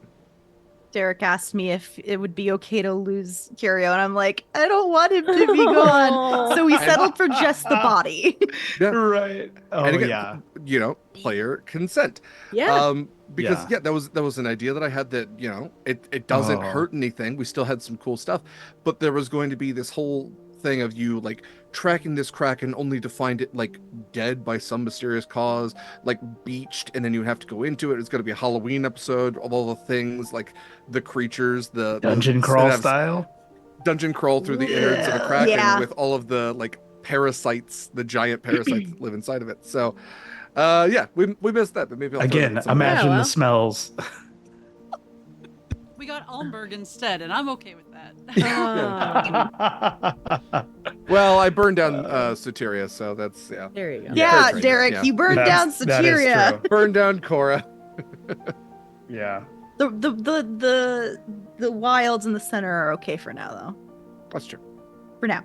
I gotta check in on them. I was Shit. gonna say, as far as we know. I gotta get a sending out to Bass. Eva, was there any other sort of? You were the one who suggested the Dark Academia Rollins story. Is there any other?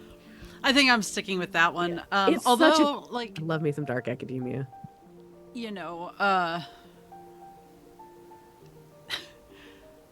see, like, this is, I would love to see something with, I mean, there's just so much backstory to everybody and every NPC. But I could absolutely see some excellent folk, Tarma and Kethriing, Winnie's mums. Yes. Back in the day. Oh my god, I'm here for a Tarma and Kethri story. Hell yeah. Oh my god. Please, they were my favorites. I know. So good. Which, like, one's a ranger, one's a druid, so it kind of almost works, but it's fine. Is there places, so I feel like this kind of goes along with it in terms of like things that we want to explore. Is there anywhere on Damaris that you all have like would like to check out, that places that you haven't been to on Damaris? Derek, can you put us back on the regular map so I can look at I it? most certainly can. I want to go to Gundala. Ooh, yeah. Which one's that? Isn't that where Gundala is Connery's the from? yes. Got it. Gundala is there is currently a I guess civil war between the Leonin and the Gnolls there, and there's also a lot of Anubites. Loxodon. It's kind of so when I built Damaris and kind of was looking at all the islands and everything, I basically wanted to have a place for all of the bits of pirate or seafaring adventures. I wanted it to be this mishmash that all melded together for one reason or another, because every culture builds different types of ships. They all float, but sails look different, and they all have different cultures. So, when the Empire has that very much like, hey, what if Rome focused on naval warfare with a little bit of the British Empire in there? They are just colonialism. Just that is their whole deal. It's just colonizing other places through force. I wanted there to be places that also were home to all of the different peoples without being exclusionary. Much love to Tolkien for the foundational stuff, but it's also super fucking weird that like hobbits and dwarves don't really live next to each other. So whereas there are places that like Axia, which is itself a giant mountain, and that's the whole deal, is like the dwarves lived inside the mountain. Other peoples lived there too, because that's how dwarves traded. There's lots of, how do I want to describe this? So like the Holgamore Islands, which actually aren't noted, but they kind of look like the snake just to the west of Oathkeeper's Pass.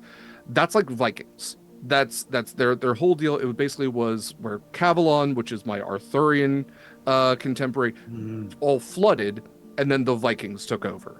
And so it's piracy, but a different type of piracy, because they use like long ships. They don't go as far out. We have like the middle, which is like the Caribbean kind of, golden age of piracy. Then you do have, the like North African contemporary, which is Gondala and Ivornis. Like Ivornis is where the Loxodon are from. So there's, the little like center where all the elves live, which is like near like Athelvar and near Alir and Elendar. There's where the Harbingers went, which is Lymeria, which is, like dense jungles and serpentine kind of vibes, because it's got a lot of lizard folk and Alafi there. I mean, there's so many places that I would love to explore here. I'm going to be now that I'm honest. looking at all of it. For the longest time, I wanted to swing by Terraconis, but I was now, gonna say Terraconis. Yes. Yeah, but now that we've kind of Pissed off a dragon. Yeah, I'm gonna have to go with the Broken Bridge, which is kind of already on our list anyway. But The furthest away. I just like weird how that happens. Yeah. I just like little atolls and like little clusters of islands. I feel like we know there's interesting stuff down there because there's a whole ring down there, but yeah. Yeah, Terraconis is one of my favorite places. A bite actually is a bit of water between two pieces of land, so calling it the bite is fitting. It's the only bit of land that exists both on my original map and on this map. It's the only bit of land that didn't flood. My real answer was also the same as Eva's. I want to go to Terraconis. My joke answer I want to explore more of is the island called Mare's Mercy. That's my name for Mare. Yes. I always offer people That's can valid. name I places, checked and out. Mare's like, I want an island named after me. Done. Yeah. Sold. Mare is C in French. It's literally like Really? yeah. I should Wait, start did you not coming know up that? with lore for Mare's Mercy is what I should do. It's just you surrounded by like yarn and cats, and it's just like Perfect. absolute Mare's paradise. Island yeah. of Tabaxi. There we go. Yeah. That's so perfect. But I also love the places that aren't necessarily marked on the map. Like in the southeastern corner, in like that little hollow spot between all those islands, is a subaquan home of gnomes that basically built like a massive bubble fortress that has all these interconnecting tubes and everything because they were had enough ingenuity to make this this constructed home. And then they're also surrounded, all those islands are inhabited by warring bands of hobgoblins, so they're also hidden and protected because of that. And so I wanted them to kind of have like using this natural defense sort of thing. And yes, there is a subaquatic map that I just haven't I haven't gotten it published. I haven't sent it to Michael yet, which is what I call It publishing. exists, but it exists. Okay. There is a sub. Does it Yes. exist in game? Yes. I wouldn't say there's ever a complete one. Just certain That- areas. Yeah, because there's also like 3 tiers also to Damaris because there is still an Underdark. It's just flooded. That's terrifying. You know, I would love to know more about that. Harbingers, get in on it. We have someone. It's true. Harbinger's got their own shit going on. Don't throw more You at know them. what? They got enough. I know. I'll I buy know. them more complications. It's fine. We'll eventually get is, to what I need. We only know. have 6 sessions, y'all. I know that you and Alex would just be dying to talk about it, though. I know. And you know, to throw this out to Alex, because none of us really mentioned, you know, the PCs from the Harbingers. They all know that they are welcome. They have phenomenal characters. I would love to have them on the main show. Yes. Alex is also one of the most knowledgeable people now, aside from myself, about Drow, because Alex is one of the few people that I would trust to like hold that lore and play a Drow honestly. And I love the character that they have, because we touched a little on that in the Proximus prequel. Is that Drow are around? They don't get seen a lot because their ships look like giant monsters, and so they're often like, you know, mistaken for any of the horrible things that will attack a ship anyway, and then they just go back down into the deep dark. But I also love how that translates to Mare's brainchild, Mercuritor, just pretending to be a drow. That's so funny. And just I was literally just starting at like, what if they were a Shatterkai? What if they were a Drow? But obviously they're changeling, and I wasn't expecting Derek to actually take the Drow one seriously because I knew there was such strict rules on Drow.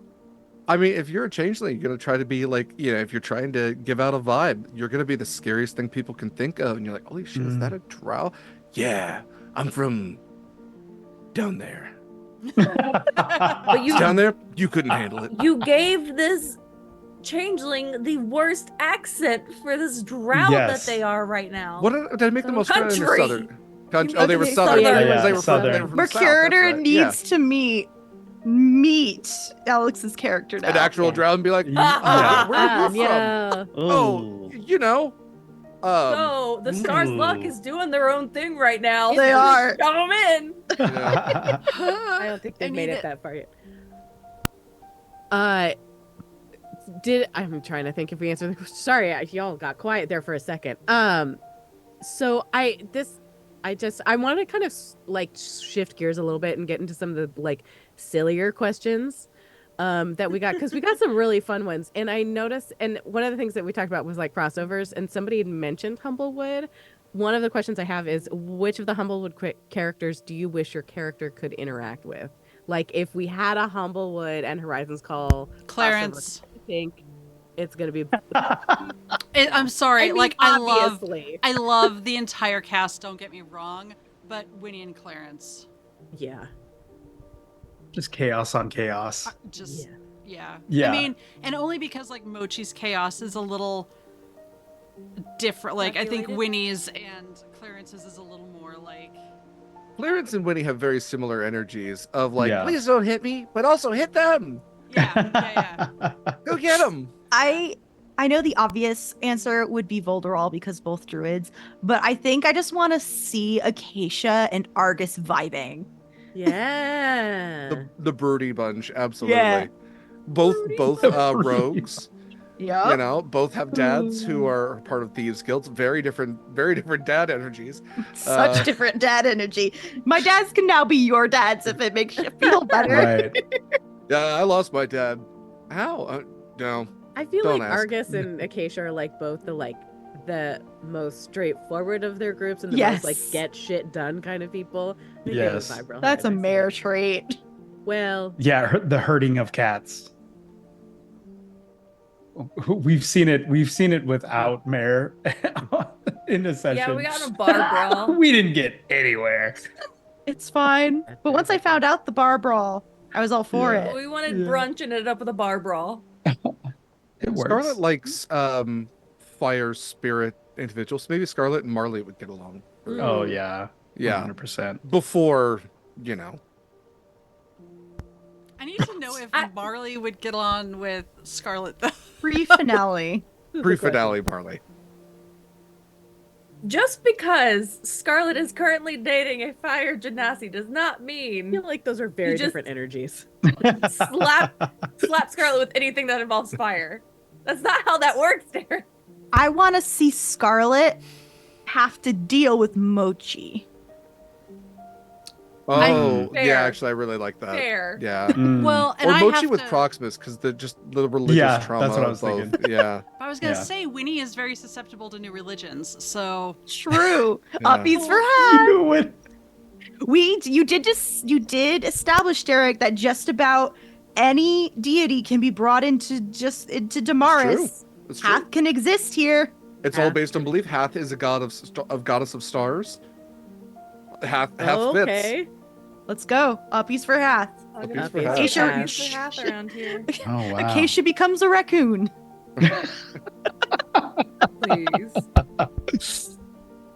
I feel like this is a whole side episode, sort of like the Bagman We all, Where it's we all like turn into animals. canon, but it's Humblewood. also like, oh my god. We get Yeah, and actually, transported now to that I'm thinking about- Humblewood. It feels I'm like a fever repairing- dream.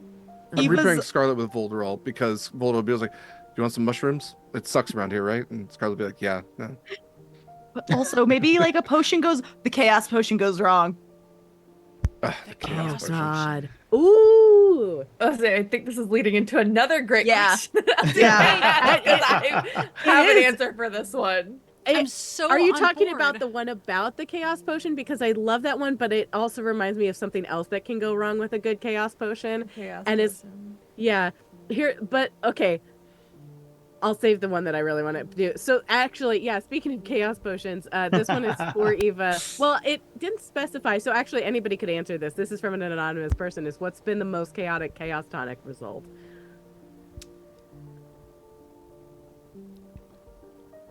I feel like there's a very obvious answer that I am mechanics missing. wise. Well, like, Obviously. Would you like me to answer what I think is the most chaotic one? Yes. You seem like you'd have an When answer. when we body switched. Yeah, that Wait, was. did you? Oh. Because Oh, I forgot about that Yeah, one, we actually. did. Yeah. So it I was didn't very know that. brief, I but got it It was was. tonic taken away from me for a while.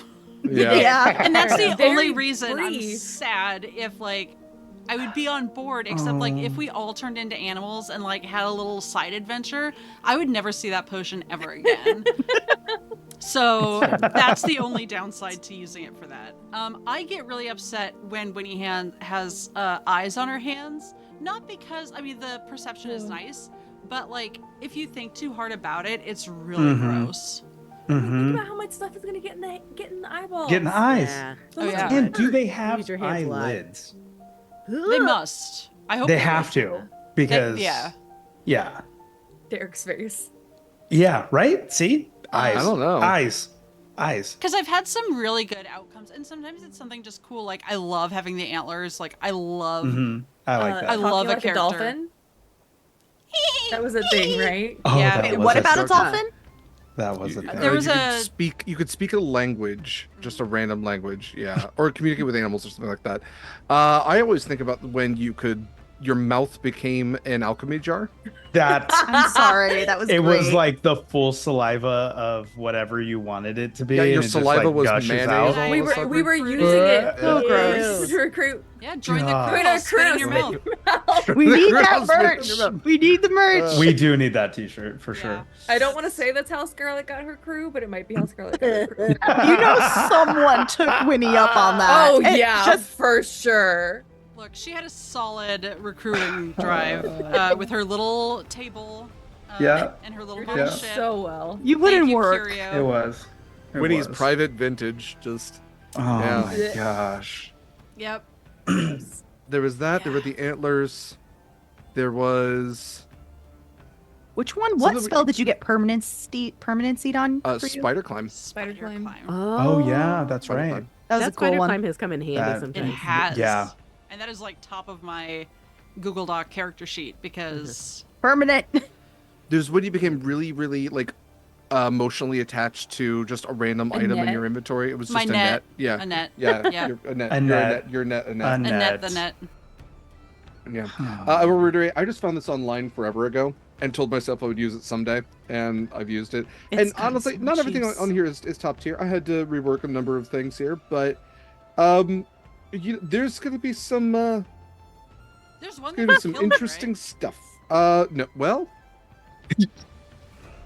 I don't like that it was a no and then And then- backtracked. The Yeah, pause- yeah. Okay. That Okay. should be a definitive either yes or no. there are things that, like the spider climb, can become permanent, Mhm. and there are things you would not want to become permanent. Cool. Neat. Great. Yeah. Yeah. Yes, LD. Well, thank you. Okay, so I didn't realize that you had done a little bit of a body swap situation. So who did you all end up body swapping with? Like, It was It just was Winnie, just and Winnie and Scarlett. Scarlet. Okay. Yeah. so And then it- my Mhm. It could have been more chaotic than it was, Yeah. but it was a very brief interaction because it was at like the peak of Scarlett's patron being just a Yeah. complete nuisance Mhm. and literally booted Winnie back. Yeah, when he got in like Right, big right, trouble, yeah. and Gotcha. the patron was like, "You're not who You're- I want," except in like the Interesting. weird, sexy voice. Oh. That only Derek Derek likes can to use do. her And as all all of my Go ahead. patrons are weirdly sexy. It was right I before meant to say they. that earlier. All the NPCs are The weirdly giant sexy. Yeah. bobbit worm is what we're gonna call sexy. It has mean, a sexy voice. That's Worm you know what? daddy. voice. The way that I think about it, it's you are manifesting that voice psychically to the whatever is pleasing and attractive, because that is the point of a patron, is they are emotionally manipulative, so Yeah. they're not going to sound like this. It's not Bobcat. No. They're not doing like a Bobcat Goldthwait, in your Oh ear. no, Winnie wants to be a warlock now. Yeah. No, okay, but here's my question. I feel though. like for Is- Winnie it'd be like an just Yeah. what's your plus murder? But here's my question though, because now Yes. that we're talking, because here's the thing, I love body swap episodes. They're some of my favorite things. If we had a body swap episode of Horizon's Call, who would you want to who would you want to play? Who would you want to play or who's We've like had in-depth conversations about this. Like, I need to PC or know. NPC or both. I that's an excellent question. I feel like Did we talk about this before? we have. Because We I remember have. at some point last year, I was like, I'll totally run a body swap episode so Derek can play. And then we I'm- just Yeah. never went on We it. didn't like curious. settle. We didn't Yeah, settle or I do anything, but we remember talked that. about it. Yeah. Winnie, I Maybe- think, would go Acacia just because Centaur Right? running, like, Acacia always makes running around look so fun and free. And easy. Yeah. So maybe And PC and maybe like officer. to just kind of I settle would, down. yeah, I unless was you gonna have say like an not, NPC. not just any NPC, and it would want to be like a round robin thing where it's like you can't all pick NPCs. Right. Yeah. Get one NPC between the group of you. I think I said I would have wanted to be Proximus. Because I think I could Bugbear. play Proximus. Emotionally, too. I couldn't do I couldn't do Scarlet. Too charismatic.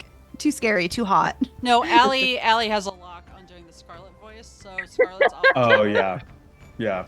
If anyone's gonna ever Scarlet play, the voice. if anyone's ever going to play Scarlet, it has to be Allie. Yeah. Wait, I need to hear somebody's Winnie voice.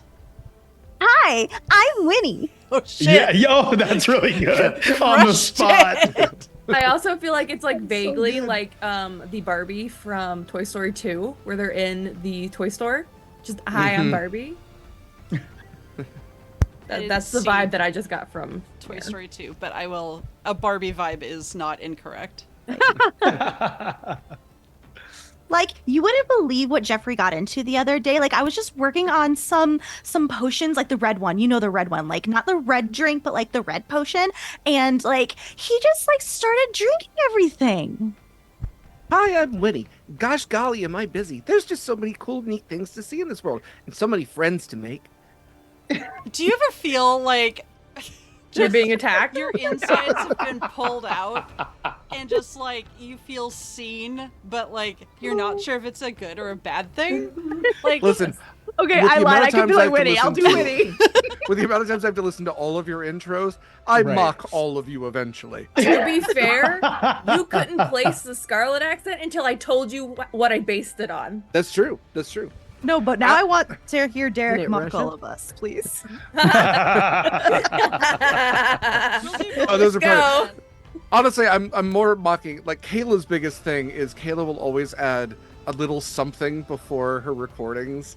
That's always just like I don't even remember what version this is, but Derek has a cute butt, and it'll just it's like I have to go in and cut that part out and save it for a ringtone, of course. But and then she just gets into like, oh, I'm so sad. Things are so bad. Things could be better. The flip on it's great. Yeah. Allie has too much mouth movement with her Scarlet because she really puts the jaw in Wow. it. Yeah. It's really funny. So good. I'll have to share to the Horizons call, just general. Yeah, please that do. video. Oh yeah. Oh please. Yes. Scarlet. please so get good. Allie's consent, but also please, please, please. Because Allie's Scarlet and Proximus sound very similar. Proximus. Oh. Who's Yes. Proximus body swapping with? I think before he got the flying boots, it would be anybody that could fly, anybody that had wings. Sammy. That would have been. Yeah. that would've been- Sammy? Yeah, Sammy would have Sammy, been yeah. would have been the one. Now he's just like so worldly.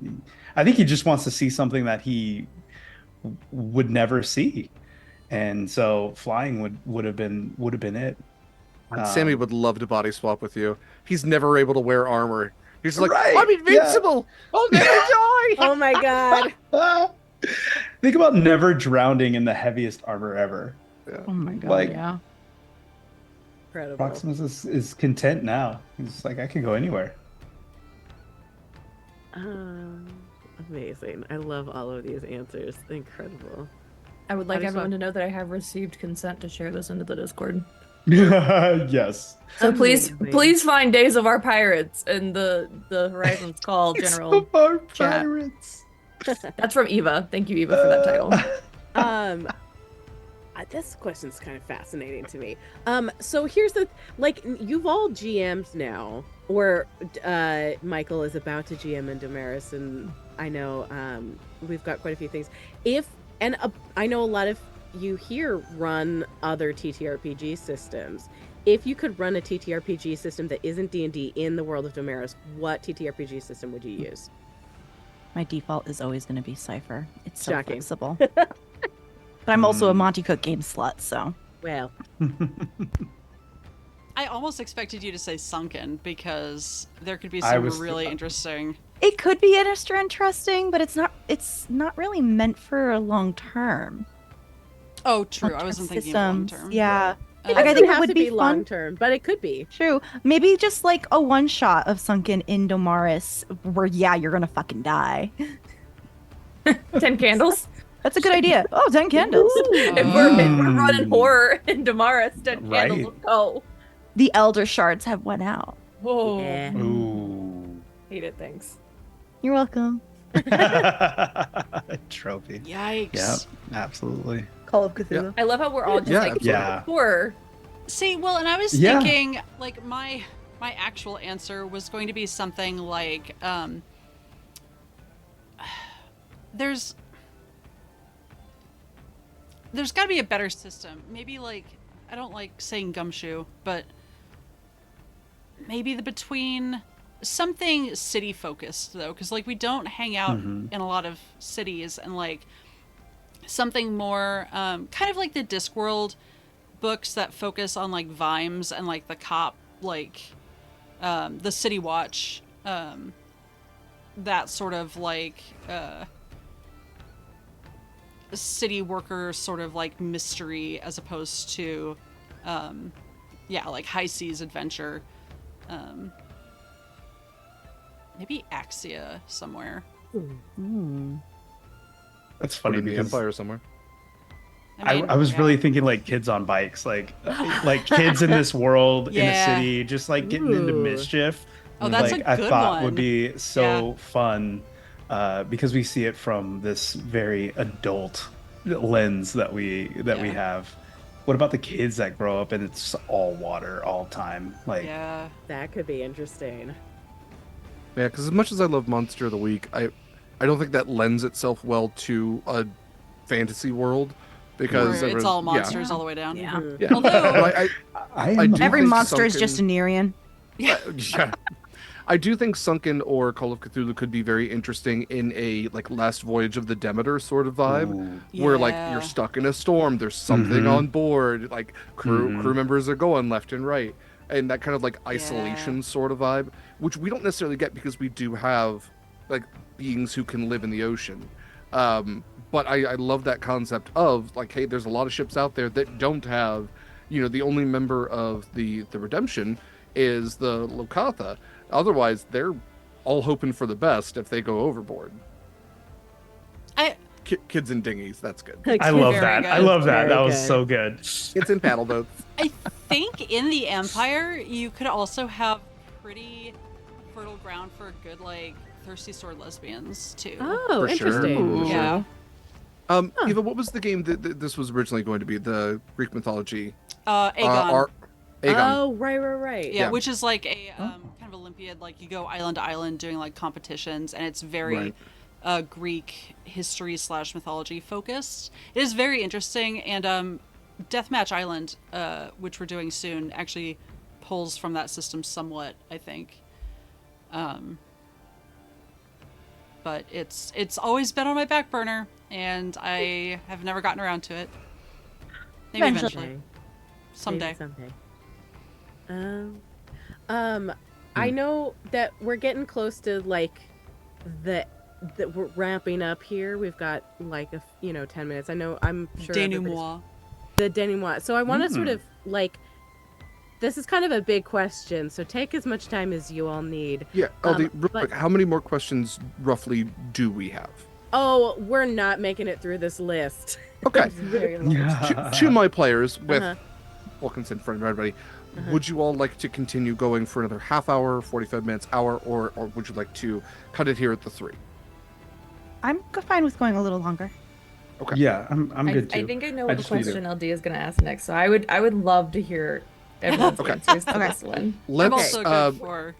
Take a quick let's go break. for at least another half hour at Great. least. Let's answer Frankly, this question, and then let's take a secondary break. It might. Okay. And then let's take a secondary break just to be Yeah, sure. to be fair to us. And to Okay. be clear, LD, you're okay going a little bit? Yes, I am. Yeah, Cool. I'm fine. Okay. Thank you, everyone. Yeah. So this was the one that I think this was actually the one that. Oh no, this is one that both Derek and I had sort of come up with. Is, and this might take a while. How as as we're heading into season 4, and you guys are pretty high level at this point, and I know that there's big storylines that are, coming to fruition and everything like that. How do you as players think this campaign is going to end? And how is it different? How does your character expect it to end? Like, where does your character think this is all going? How would you like to see where your character goes? And how do you personally think? And how is that, if there's a difference? We kind of answered this as characters in our Truth or Truth Right. session. And I know that with your characters Yeah. answered this question. But yeah, how do you think it's going to happen? Yeah, Acacia didn't really give like an actual answer for Truth or Truth. She just like, I want to be happy and stuff and like feel completed or something along those lines. I don't remember exactly what I said. I got to think about this for another second. Sure, take your time.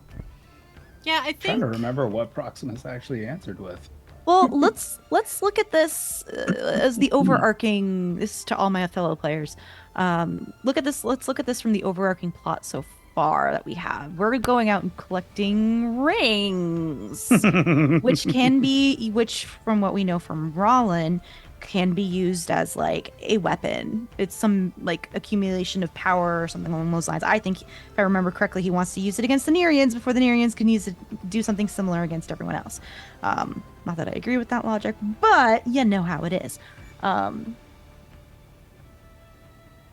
I don't know. I think there's just going to be something unexpected that happens there. Like, I don't know what Acacia expects, but like, I think something's going to happen there that we're not going to think comes up. I'm happy to give my answer if that's something people would like to. Go ahead, go do it. In my vague, A to B, what the B looks like is not all of you remaining, and I don't mean that you would be unsuccessful. I think you all will be very successful in whatever your end goal is. I do not think your end goal is currently what you think your end goal is, but I don't know that for sure. I think you will experience some twists in who you think you can trust, and I'm not going to say in which direction those may twist. You might have an Fear. enemy become friend. You might have a friend become enemy. You might have both. I think you will go lots of really cool places. I think you will do lots of cool things. I think you will fight some pretty big things, and in the end, I think it's going to come less to a combat than it will to a roleplay event. That's really it. I think also with that, I think we're going to have to make a really big decision in having I think there's yeah. going to be some hard decision either with the elders, space daddies, and stuff like that. Yeah, is it going to be a choice between, choosing the lesser evil or just letting everything go? Well, and I don't think that in a game like ours, in a world like Damaris, like, sacrifice has already been on the table Multiple times. and yeah, I think that's,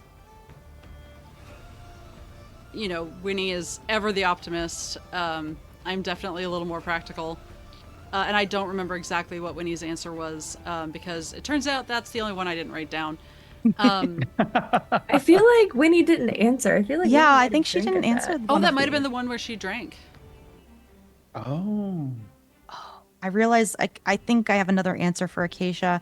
It's not necessarily where she thinks it is, but what she wants to do and what she hopes happens is she can just Sure. punch the Nerian Empire in the face. Get that revenge. I think that's a mutual party goal. It Honestly. is. Sure. At this point.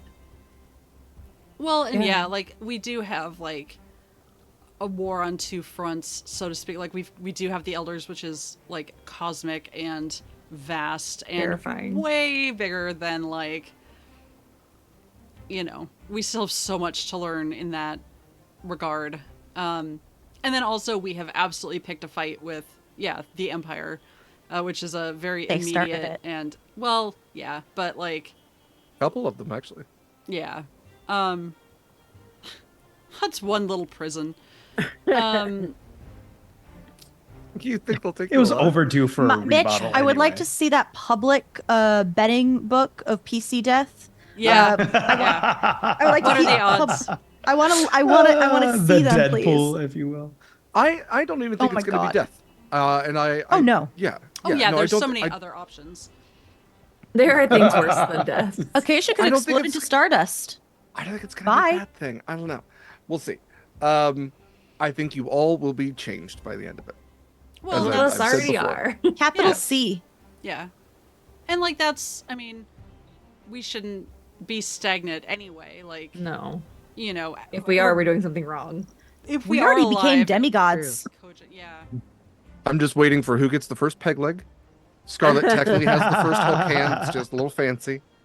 It'd be funny if it was Acacia. That would be great. That'd be great. She's got a couple legs to give up.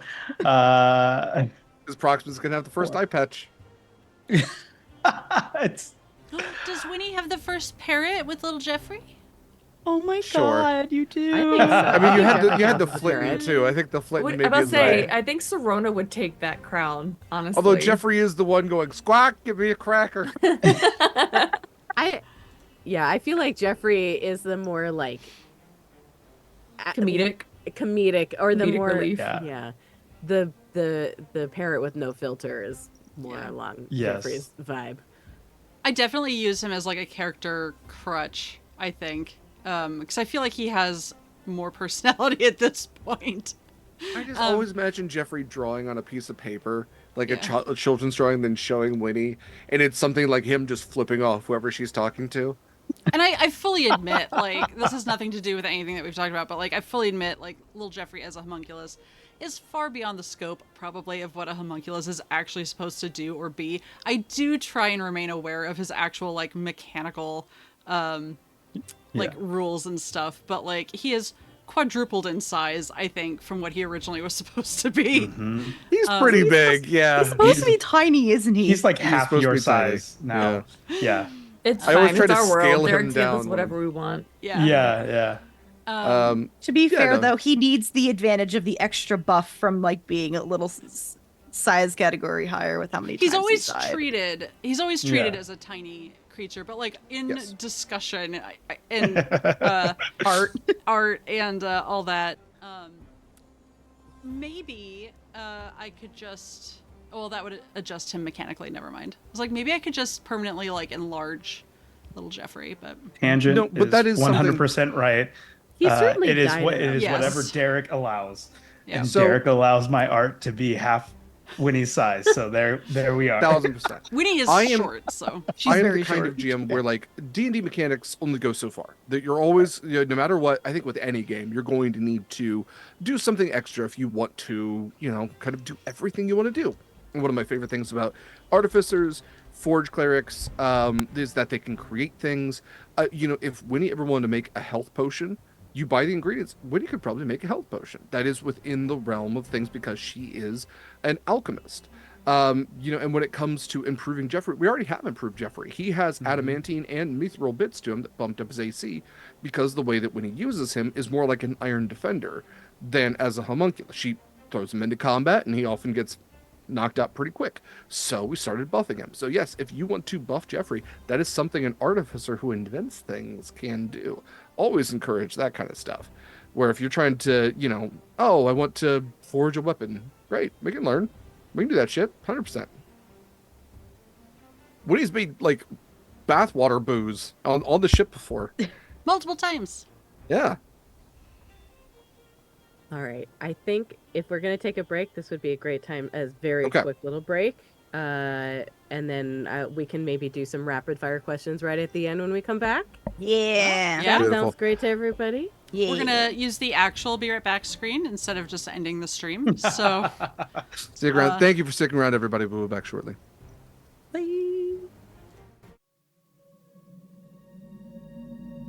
So much for good intentions. Hello and welcome back, everybody, to this final little bit of this Q&A. Thank you all so much for coming and hanging out. This has been so great, getting to like chat and hang out and like delve into the depths and the minds of these characters and things. So I thought we would like I'd say rapid fire, maybe like, I don't know what the medium version of rapid fire is, but we got a lot of really silly questions that I think would be fun to try and get through as many of them as we can in the next little bit. So first of all, this one's from Mare. If you were not half fish, Winnie, Proxy, and Scarlet, or half horse, Acacia, what other half animal would you want to be? Bird. Bird. Got 2 birds. Elephant. Yeah. Yeah, I was Eric Okra would be fun. Yeah. Gosh. As a half I wanted to bird. say something I wanted to say something else, but I can't think of anything. Flying is cool. Flying is Yeah, cool. flying is the best. Yeah. Gosh. Lame answer, sorry. No, it's fine. Bird. Birds are the best. If let's see, if the whole party were warlocks, this was an Oops All Warlocks campaign, who would you take as your patron? I think it's Oh. I think this is specific to the character that you are currently playing, not just like any like. I'll play a character under this warlock. Which patron would your Ooh. yeah that Or hell, even Old you, one. the player, who would you Face daddy. Curdle Mac. wait who what now? Turtleback is the kobold deity, Oh sure, yeah, of course. trapped in the eternal maze of Girl Glitter Gold. Oh goodness. Actually, Derek and I went back and forth on this, on whether or not Scarlet was going to completely leave the Warlock class or start over. Because I was like, well, what could her patron be if she's finding this power in herself? And I initially asked, could she be her own patron? Derek, that is the one instance where Derek told me that probably wouldn't work. But she could have been a warlock of the Song of Sirens, which itself is a power in Damaris. Like they all pull in the same way that like every magic user pulls from the weave, which is what D&D calls it. The song is like its own branch of energy that makes sirens so powerful. Scarlet just wants to be a god. It's fine. Yeah. I wanna be a great old one, and I'm gonna have my patron be Space Daddy. Yeah, fair. Yeah. That'd be terrifying. Solid answer. It That would be in a terrifying. completely different direction, but that would be the most likely. I think Proximus really already did, because he's like, it's basically He's the holy version of a warlock. Yeah. Yeah, That's kind of same is. class, Yeah, different vibe. That's true. Just definitely took the persona of persona, and that would be his patron. Essentially is. I think Well, even before that, you Go had ahead. the Great Unbeheld, same as Scarlet. Yeah. You were Yeah. just you both went was to the just a same different- university. Yeah. You know, Proximus went with Proximus had a scholarship, and Scarlet was paying off loans. there University we of are. Washington, Tacoma. Oh no. Alternatively, for all us Washingtonians, Niche humor. take that one. alternatively, I could do an elder and do celestial. Ooh. Oh, absolutely. Yeah. Yeah. Mm-hmm. Yeah. I think Winnie's for real, as likely as Girl Mac would actually be, would probably be something along the like brewing vibe. Like if I don't know if Dwarven gods are handing out patronships, but warlock packs, I mean, but something like that. Rollin. Her patron would be Rollin. Getting spell slots from him would be so hard. No, she'd just like dial him up on the cell phone like, Rollin, But he's a shit. Hey, bro. busy. I'm in the middle of He would something. So funny. He would say yes just to get her to hang up. Yeah. Quit calling me. That would be such a fun dynamic, actually. Like, gosh. You annoying your patron? Yeah. Like, just that sibling relationship of, like, I love you it. can't get too mad at me. We have to have dinner next Sunday. So I'm looking through all the packs and trying to see if I can place, because like the Fathomless makes sense, the Sure. Great Old One makes sense. I'm Sure. sure there's something like a Hexblade. There's got to be Yeah. weapons out there. There's definitely undead and undying. Genie, absolutely. I mean, you could have Marcus's dad Ooh. probably as Oh my God, your That's your the most dad and awkward daddy your situation. father-in-law. Fire Fiend, Daddy? absolutely. No, there no, are hold on. there are y'all haven't really come Oh. across fiends too much. I didn't really want to harp on them because I think they are fun for other settings. But there are like devil sharks and things out there. I mean, fiends Cool. still do exist in this world. Speaking of NPCs, y'all want to fuck. There's constants, of course. It's every Tieflings fucking- exist. Celestial, but yeah, I think the elders are a great example of celestial. Archfey, I think is kind of fun because y'all haven't really come across that too much. But like the Feywild is flooded because the Shadowfell and the Feywild are direct reflections of Right. of the Yes. world. Oh, That yeah. would be an incredible side story. Yeah. Side journey. So, again, my God, why what make if it I a ran a side game in story the when it's gonna be part of Feywilds? the main? Yeah. Well, but there's a different sort of story to be told from the denizens' point of view, right? Yeah. Like, Mm. Yeah. So I didn't I always wanted to I play didn't a answer the Shadowfell. last question. Oh, yeah. Go I ahead. don't want it to end. Michael doesn't want it to end ever. So that's my answer because they're like stuff like that. You hear like, oh well, the Shadowfell's flooded. Well, I want to go. Damn it! I mean, Right? well, Proximus has been to the Shadowfell. Yeah, that's Yeah. right. Yeah. That's You right. went to the dry part. the driest part. No. Raven Queen's probably pissed when it first happened. Right. Oh yeah. or she now gets to wear a swimsuit. Hot? Oh, Glass half yeah. full. Suddenly everyone wants to go to the Shadowfell. Sophia is technically mechanically a warlock, at least vaguely. Oh, yeah. The Oh, yeah. blood hunter subclass that she is Order of the Profane Soul, which is essentially the warlock version of a blood hunter. So the Morrigan is her patron, and she's a hexblade.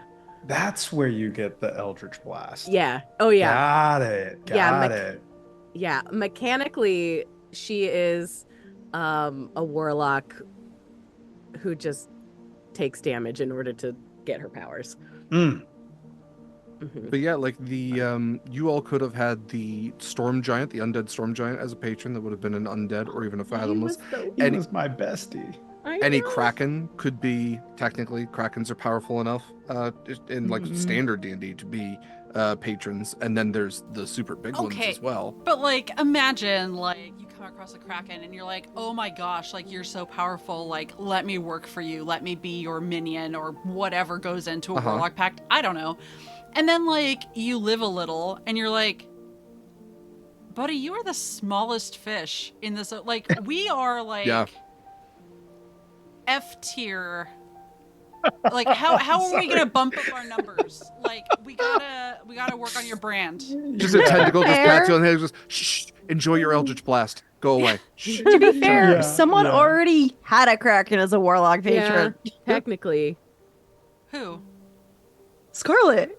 No, she's not a Kraken. She's She's great the unbeheld. Kraken. Yeah, She's the Kraken. she's way Yeah. beyond. She is like the platonic Yeah, that's fair. Kraken. Like, not just like a. And to be The clear, crackiest I mean Kraken, like if you will. the Kraken hypothetical I'm talking about, not like Krakens in general being F tier.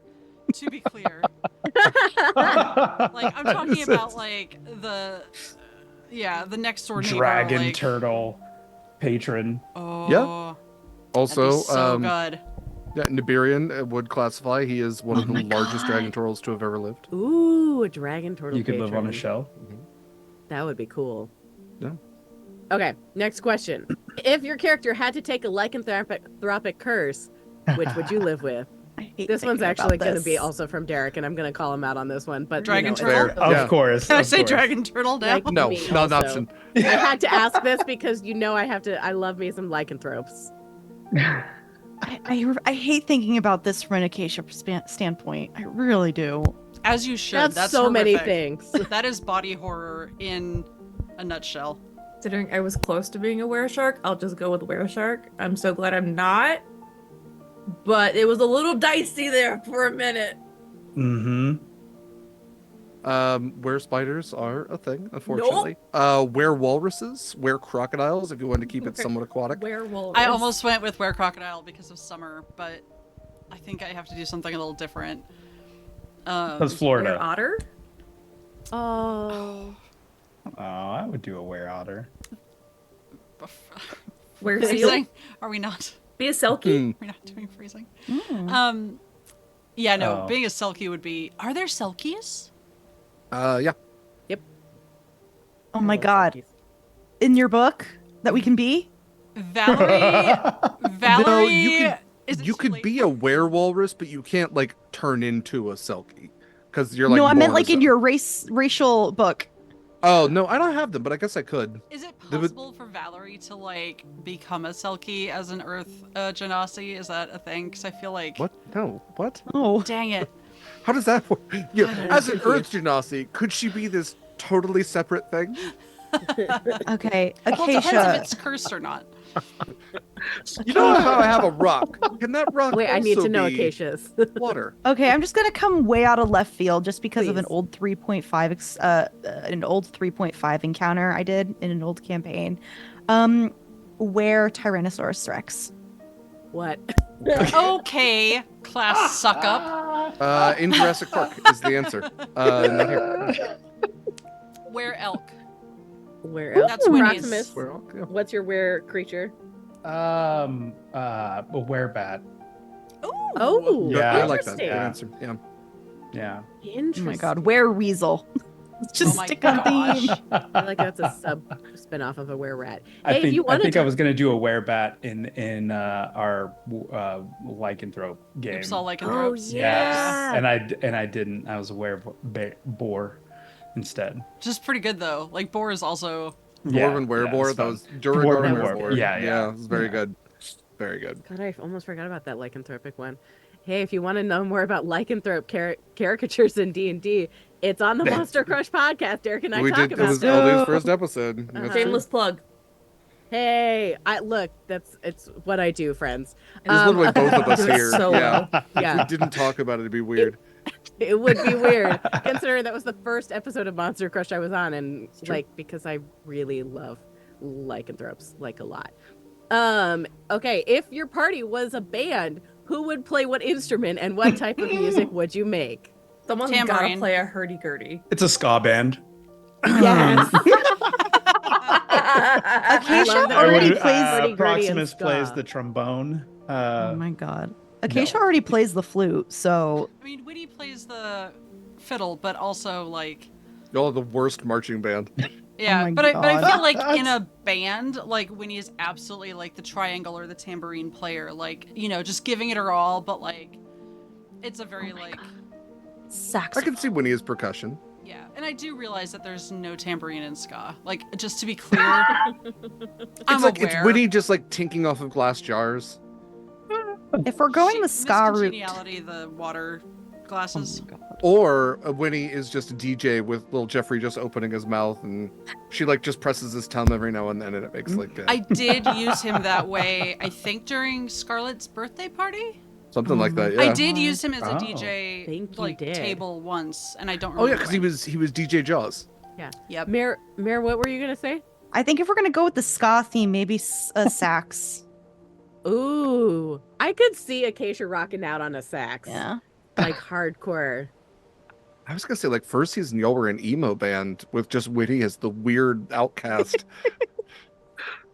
Scarlett is lead singer. Prox Yeah, is just let's like say if Scarlett's anything, it's probably yeah, gonna the be the ink singer. coming out of your eyes. Yeah.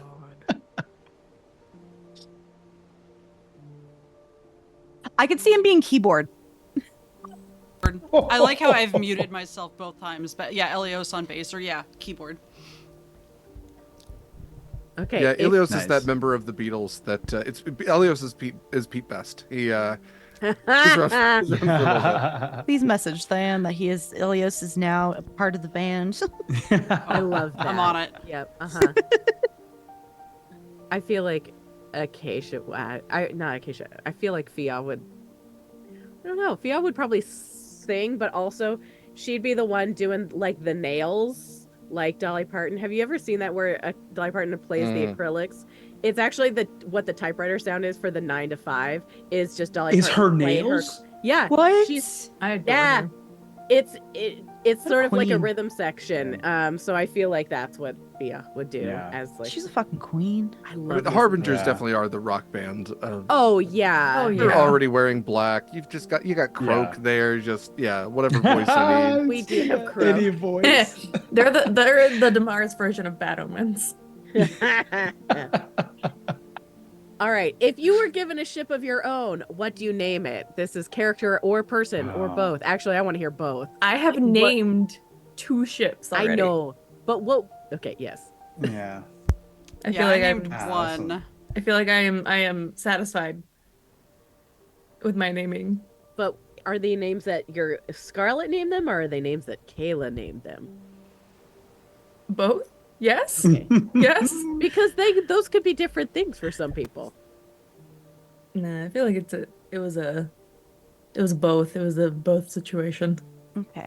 So I think Acacia's would be like something like the sky's light or something like that.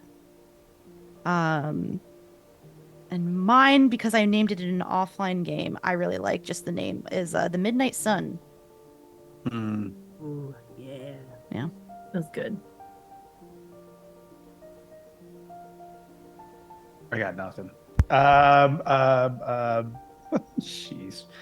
I would like to do something like I think Proximus would do something like something that would represent Corvus in some way, but I just can't think of anything witty. And Derek, Oh, I was gonna say Proximus feels like the kind of guy who would get a dinghy and call it Little Leviathan or something. it's just It's important for it to overselling. feel strong. Yes.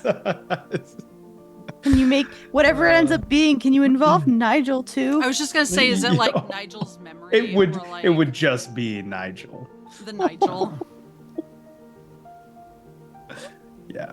Yeah. Aw, poor Nigel. When he's like enjoyed the star themes, like I think the Stargazer or the Starstruck or something would have been a good like backup for the. Starstruck. Star's yeah. Luck is so good though. I really, Mhm. yeah, I like that It one a is. lot. And you don't keep assuming that Nigel's dead. I never said that. I don't know why never said everybody it. else thinks- Actually, Yeah. actually, you have implicitly said that it. Anyway, he is Eva, alive, this like This was you said. Eva's answer, so we're moving past this. When Yeah, is Nigel no- gonna show up? I always assumed he was still like alive or at least a giant question mark. But like, you know, if you don't know, like, memory is still appropriate. I do recommend if anyone is ever stuck looking for a ship name for like an actual boat type ship, racehorse names are always just a fantastic place to start. Yeah, Mhm. that's They're my wild. pro tip. Some are definitely better than others, but like Yeah. the naming conventions and just historically great ship names. Orb. Orb, yeah.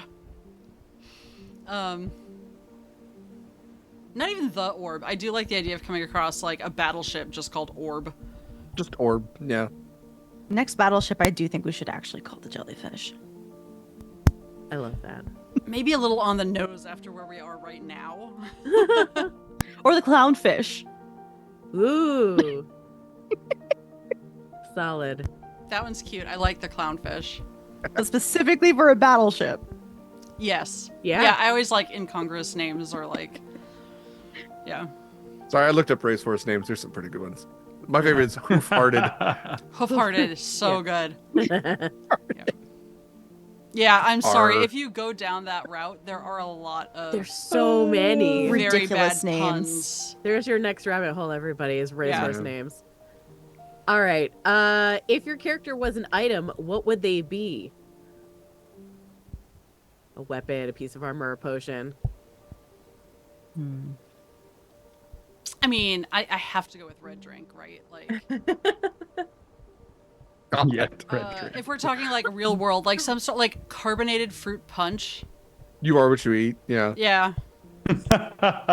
Just a single can of carbonated fruit punch with Winnie like giving a thumbs. You're a can of tropical punch monster. That's yeah. Oh Okay. no.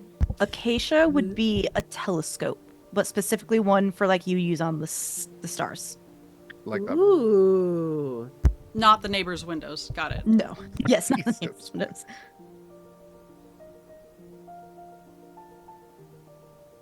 I think Proximus probably started out as a weapon, and now it would be a shield. Oh, that's good. Yeah. I feel like Scarlet would be an ornate dagger. I don't know why those words got stuck in my mouth, but they did.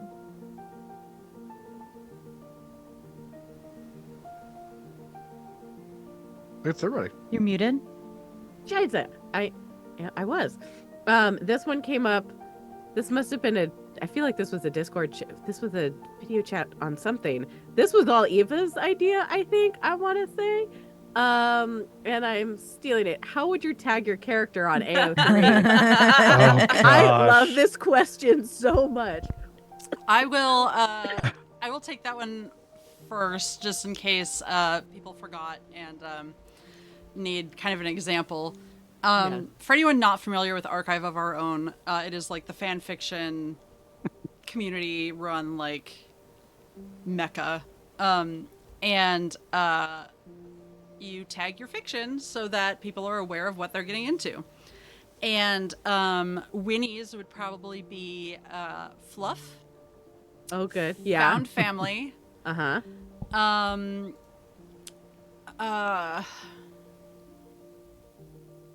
Not, this is gonna sound weird, not childhood romance. What's the one where like you have like a relationship with your best friend? Platonic. No. What? No. Friends to lovers? No. I guess kind of. Yeah, friends to lovers. Friends to lovers would work. I'm thinking of B, like not Yeah. like have her. Yeah. I realize she uses like best friend in like a lot of senses.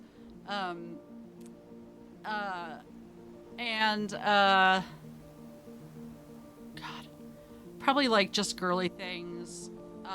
Just Working hard, not hardly working, or is it hardly working, not working hard? IDK, something like that. And then absolutely like Red drink. whatever it is for like, oh yeah, red drink, that's a good one. Mentions of red drink. And then definitely the one where it's like 5 chapters this time, I promise. Then the next tag is like, okay, 10 chapters for real. And then like, haven't updated in 3 months, but here's 6 more chapters. Okay, love you, bye. This is just like the author's note section too. Yeah, because Truly. like the tags No, usually this go is from so like accurate. the common ones that like everyone has access to and uses, and then also just like Tumblr tags, right, where it's just whatever you want to type. Fluff is definitely like the main one though.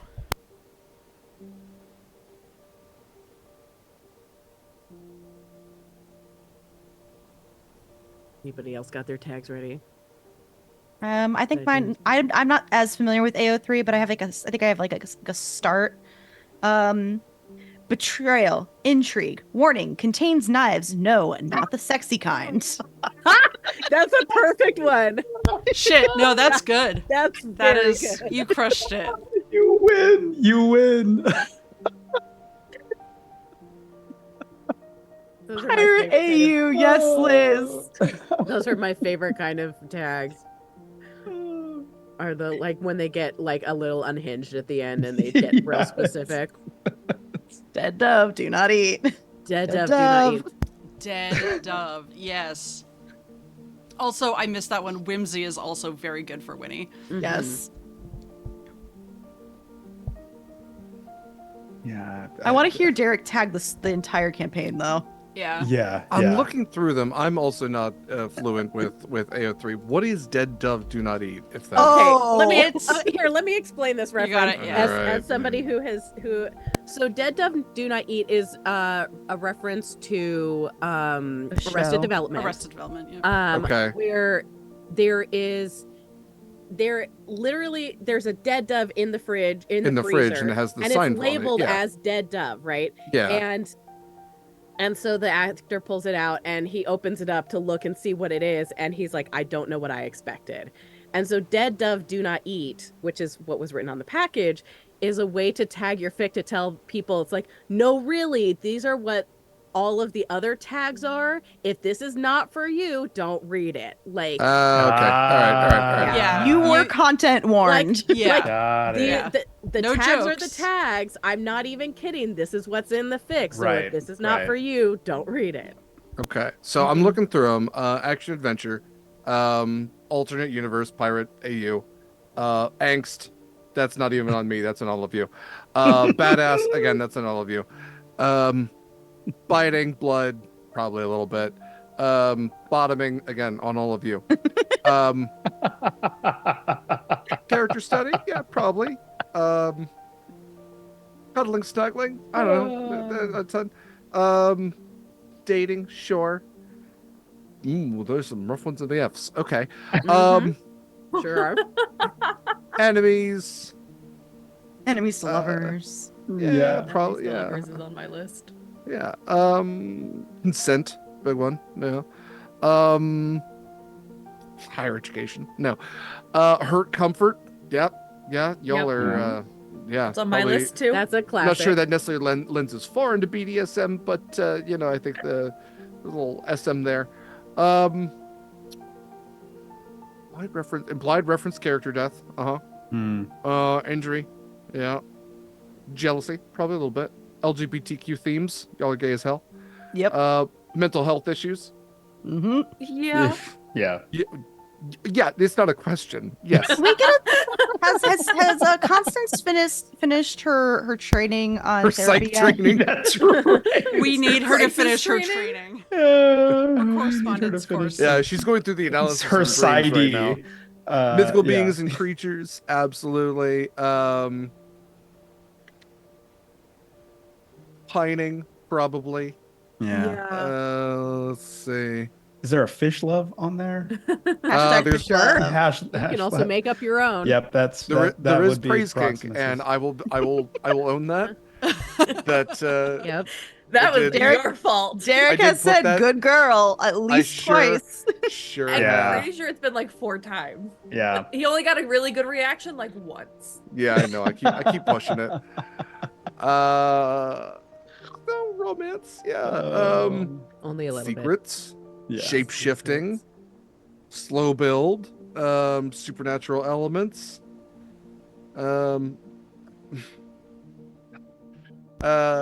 Trauma, violence. The one that you just war, laughed weapons, at, you can weather. put in the chat. Yeah.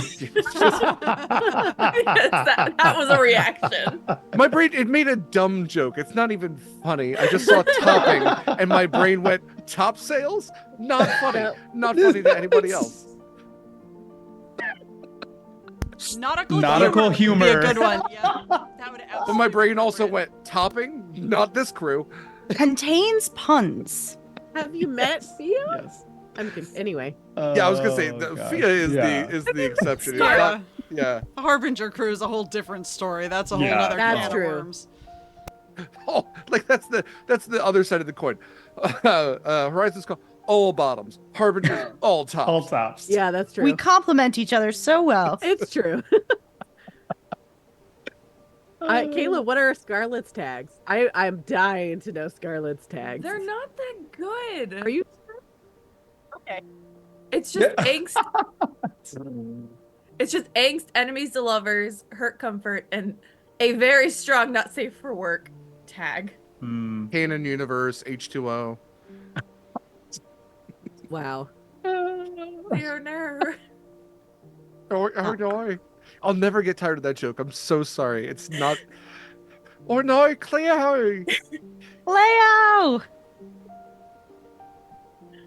Michael, any specific tags I feel like Proximus would not understand the assignment and really just like write the story in these tags.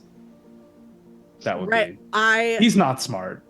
We 8. love So him, listen, 8 though. he had intelligence. Baby. feathers and claws, and I Oh. didn't want to say no. Bless. Yeah. That does explain a lot, though. The entire story in the tags is truly a beautiful, beautiful Yeah. image and Peak. so accurate, and I love that. Mhm. Peak fan fiction.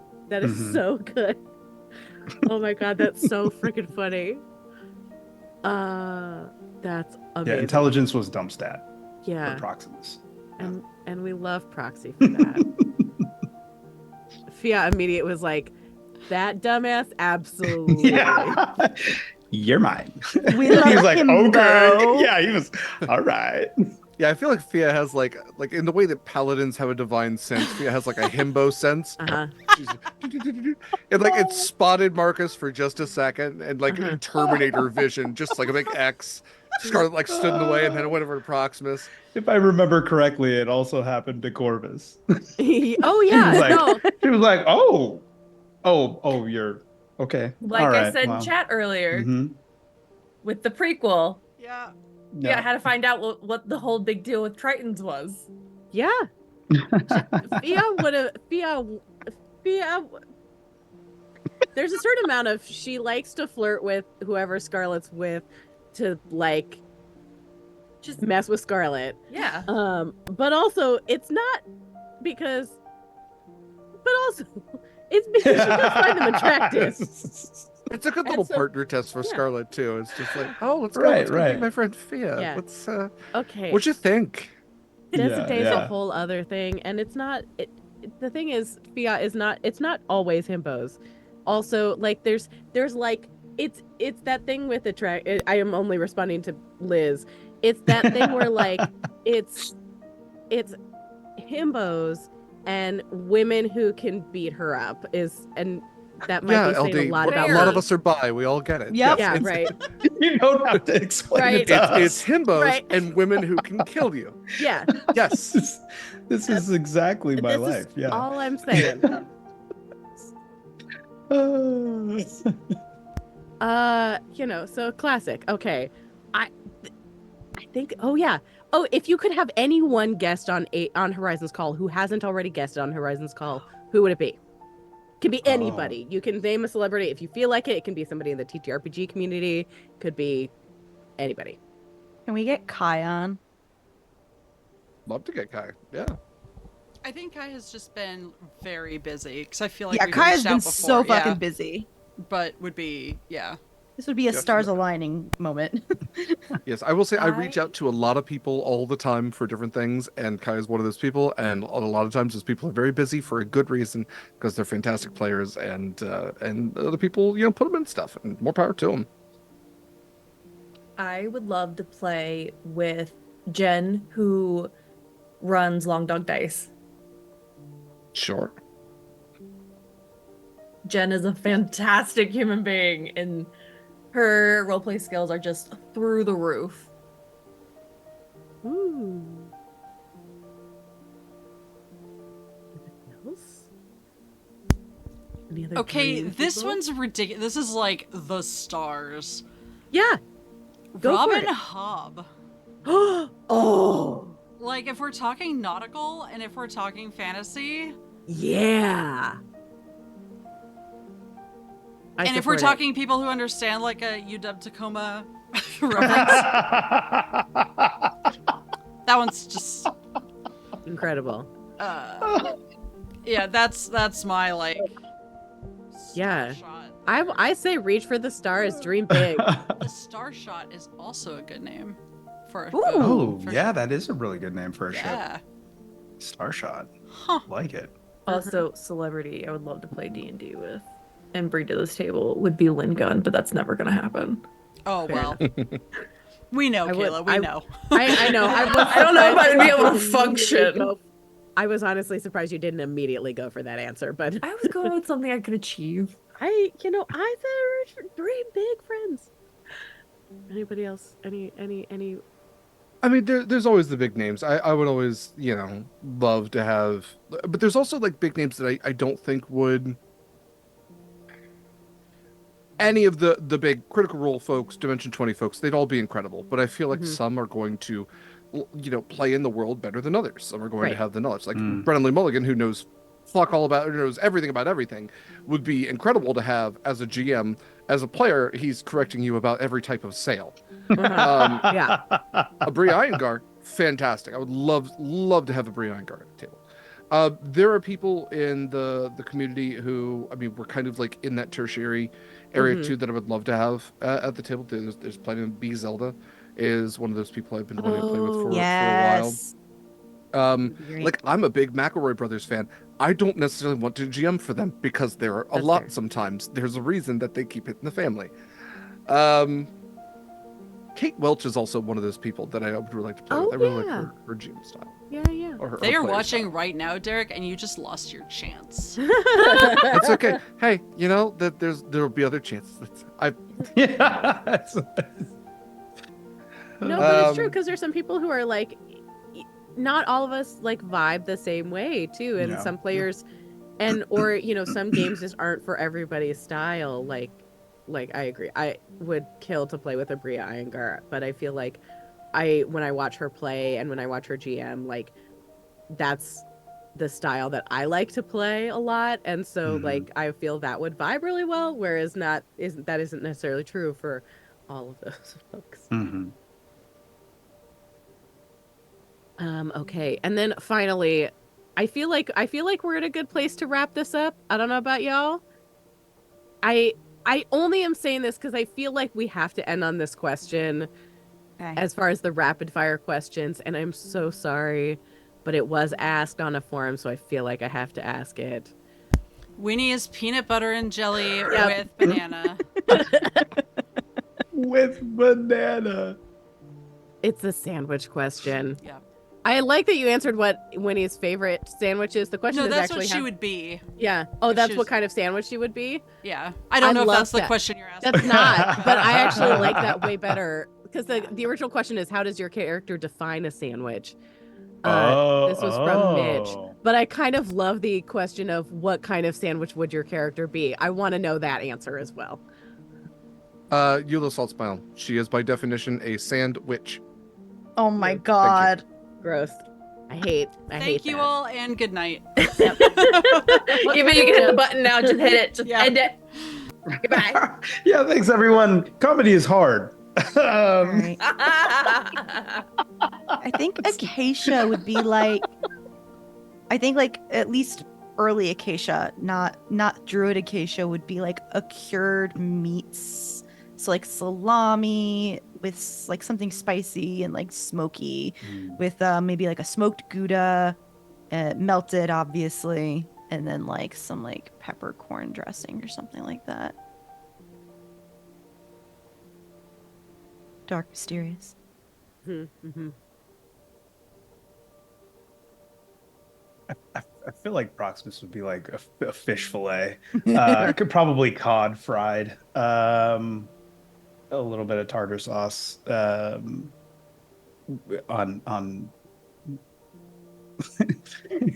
it would be just on white bread. He's just basic. He's basic fish boy. Come on. He's best fish boy. Now here's my question: are we talking like McDonald's fish fillet, like the McFillet, Filet-O-Fish or whatever, or are we talking like a little high? No, that's an important distinction. That's good point. Like an Ivers or something. Fish tacos. Yeah, fish tacos. He would definitely be fish tacos. Are tacos a sandwich? Yes. Yeah, according to Alex in sandwich shit, a taco is a sandwich. Okay. Winnie's definition of a sandwich is super basic. Like if it has bread on top, bread on the bottom, and it is not encased in bread, it's a sandwich. And anything after that point, she just kind of goes vacant, I think, because she's like, whatever someone's talking about, she's just thinking about the food and not the discussion. Fair. Yeah. What kind of sandwich is Scarlet? I'm pulling this directly out of Derek's mouth. Okay. Tuna melt. Right. That's Yeah. their On couple sourdough. name. On I sourdough. hate it. I hate it. That I is their hate it couple so name. much. God, I said it on the stream. Now it's gonna stick. Fuck. It's canon. Reverse. That's my favorite. My favorite tuna melt on sourdough. Derek, I want to know. There's a So French good. dip, and then right Yeah, underneath. what NPCs can I sandwich for I you? want to know Connery. Connery? Yeah. I feel like so. I was thinking about Connery's like, what is something that he would eat? I feel like it's like raw beef on whatever. They're probably mismatched pieces of bread. Like I feel like he took a bread bowl, The butt tore it end. in half. Would Honey like, let him? took a No, bread bowl, tore got it in it. half, stuck some raw beef inside of it, and then just dips it in the ocean every now and then because the salt is seasoning, and calls that good enough. Sure. You did establish that he doesn't have he can only taste certain things. That's true. yeah, like- but Yeah, also, yeah. Honey Like, would would be he eat spicy? Not so really. upset I feel if like she found out. his sandwich, instead of cutting the hoagie sideways, Mhm. he would cut it in half and then put the meat in between. It's just a Yeah, big he's literally clump. just he's taking like a Like, thing this of how you do it. ciabatta and tearing it in half. Like the hardest bread, right? Yes. Connery would eat the butt end of the bread pieces. Yes, like a Hey, steak. Those are the- those are my favorite, yeah. I like Yeah, I was gonna the say we end. have some contentious opinions on sandwiches here. Uh-huh. Um, Fair. I This eat is, the this is end. what they wanted. And I feel like It's- Marcus it's- is like a grilled cheese that's like way too grilled, where it's blackened on either Oh, side. uh-huh. Yeah, Sure. What's a bread that's got like lots of cracks and holes in it that it would like ooze the out? Swiss cheese. like the Swiss cheese sourdough, of breads. maybe? Yeah, Yeah. Why yeah, did I say it like yeah. that? Sourdough, maybe. Sourdough? sourdough maybe. Ooh, focaccia. Ooh. Oh, Ooh. focaccia's Ooh. so Love a good. Yeah. focaccia. Yeah. Makes Mm-hmm. And it has acacia in it, kind of, Kind almost. of. Almost. Oh, very close. You're like Yeah. missing an A. Kinda. Kasha, Acacia, sort of. Like half one. I was trying to think of any other NPCs. Like I think Sammy is probably just like a seagull swoops around beaches and just steals people's sandwiches. Yeah. So he doesn't have a preference, just whatever he can get. For Like some Sammy's hanging out at Just- Ivar's. just on happy on for the beach. bread. I Yeah. Yeah. definitely see Sammy as like one of those who has like like if you were to make a real sandwich for Sammy, like it would have like French fries and potato chips in it. Oh, my yeah. God, yes. He doesn't chew. He just. Yeah. It's good. God, I hate that. Gross. I do. Why? Fia definitely has like a basically bloody raw steak, but like just lightly seared on the edges on like the thinnest piece of bread that she can find. But like maybe with some, I feel like blue cheese is in there too somehow. So like a Japanese wagyu like sandwich with the Yeah. hunk of meat and then like the But, thin like, bread. The steak is still mooing. Yeah. It's blue. Yeah. It's not fully It's tartar. my but favorite it's- guy. It's close. Yeah. I But just bite just- into the side of the cow. That's what I do. Exactly. Well, yeah. Arr. Yeah, so that was all of the, I mean, that's all the what if questions. I think a lot of what you guys talked about covered a lot of the other stuff, so I feel like this would be, and I feel like this is a good time to start our sign-offs Yeah. and tell us all, like, this is really great. Tell us who you are, where we can find you, what you've got coming up. I want to thank everybody for coming and hanging out for the Q&A, asking such wonderful questions. We got so many great questions on the forums. And also just getting a chance to like delve into the brains of these wonderful players. I'm so excited for y'all to come back next week. So let's start off with Kayla. I'm gonna do reverse order from folks. And Kayla, tell us who you are, where I can find you, what you're up to, all of that kind of fun stuff. Yeah. Hi, hello. My name is Kaila. I have been myself this time and just giving you insights to this brain. God help all of you. I'm so sorry. You can find me here on Saturdays playing D&D with this lovely table. And that's pretty much it. You can follow my socials, but I'm not doing too much at the moment. I've just been kind of vibing. I have paint projects planned, but nothing started yet. Mikyl. Hi, fam. I'm Michael.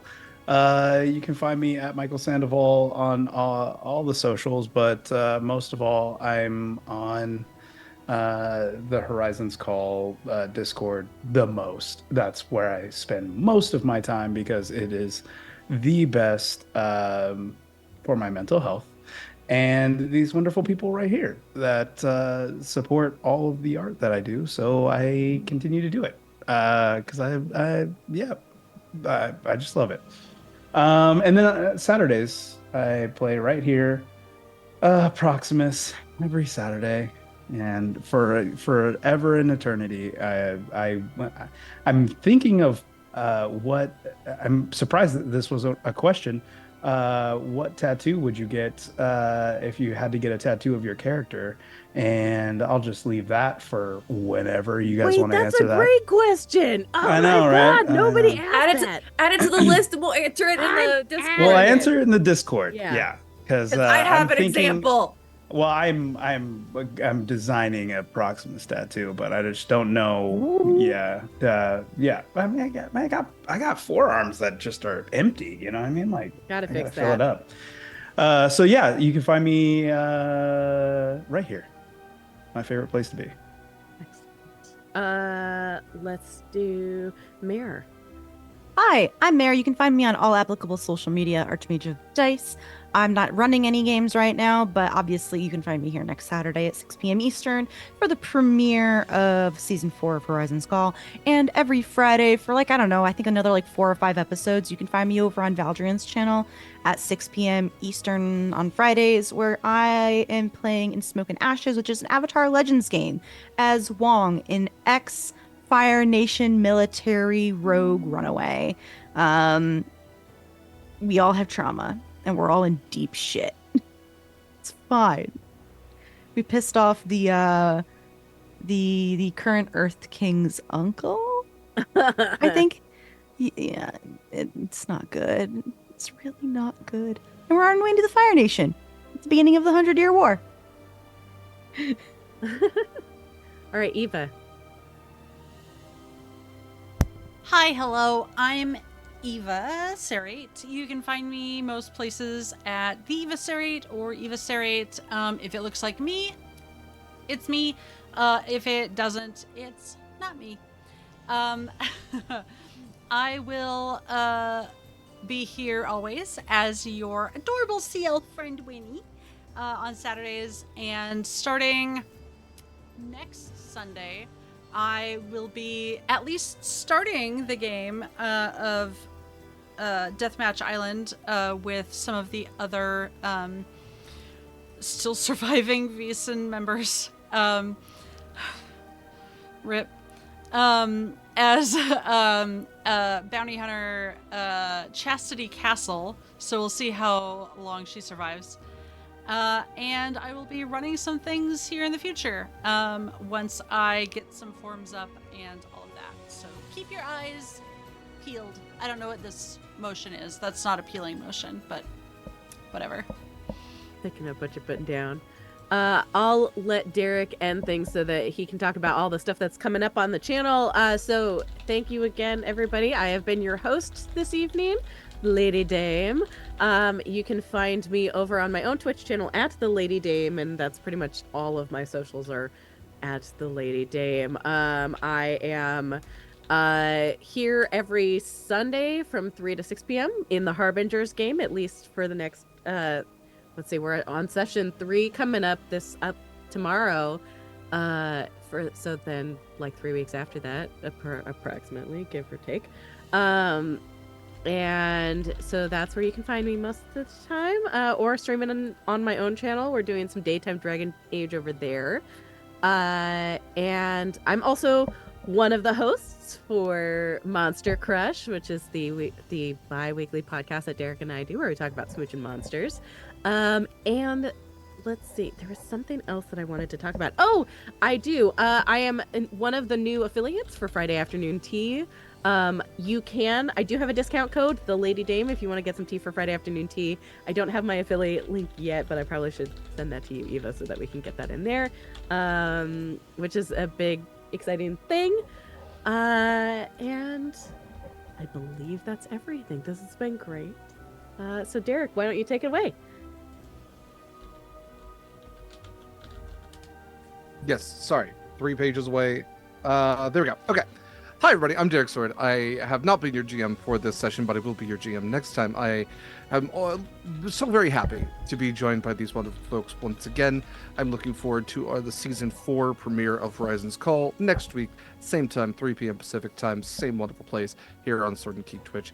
Thank you to LD for hosting this. As LD mentioned, we do a number of projects together. I will mention those here momentarily. Again, I use he, him pronouns. My last name is Sword. Yes, it's awesome. No, you can't have it.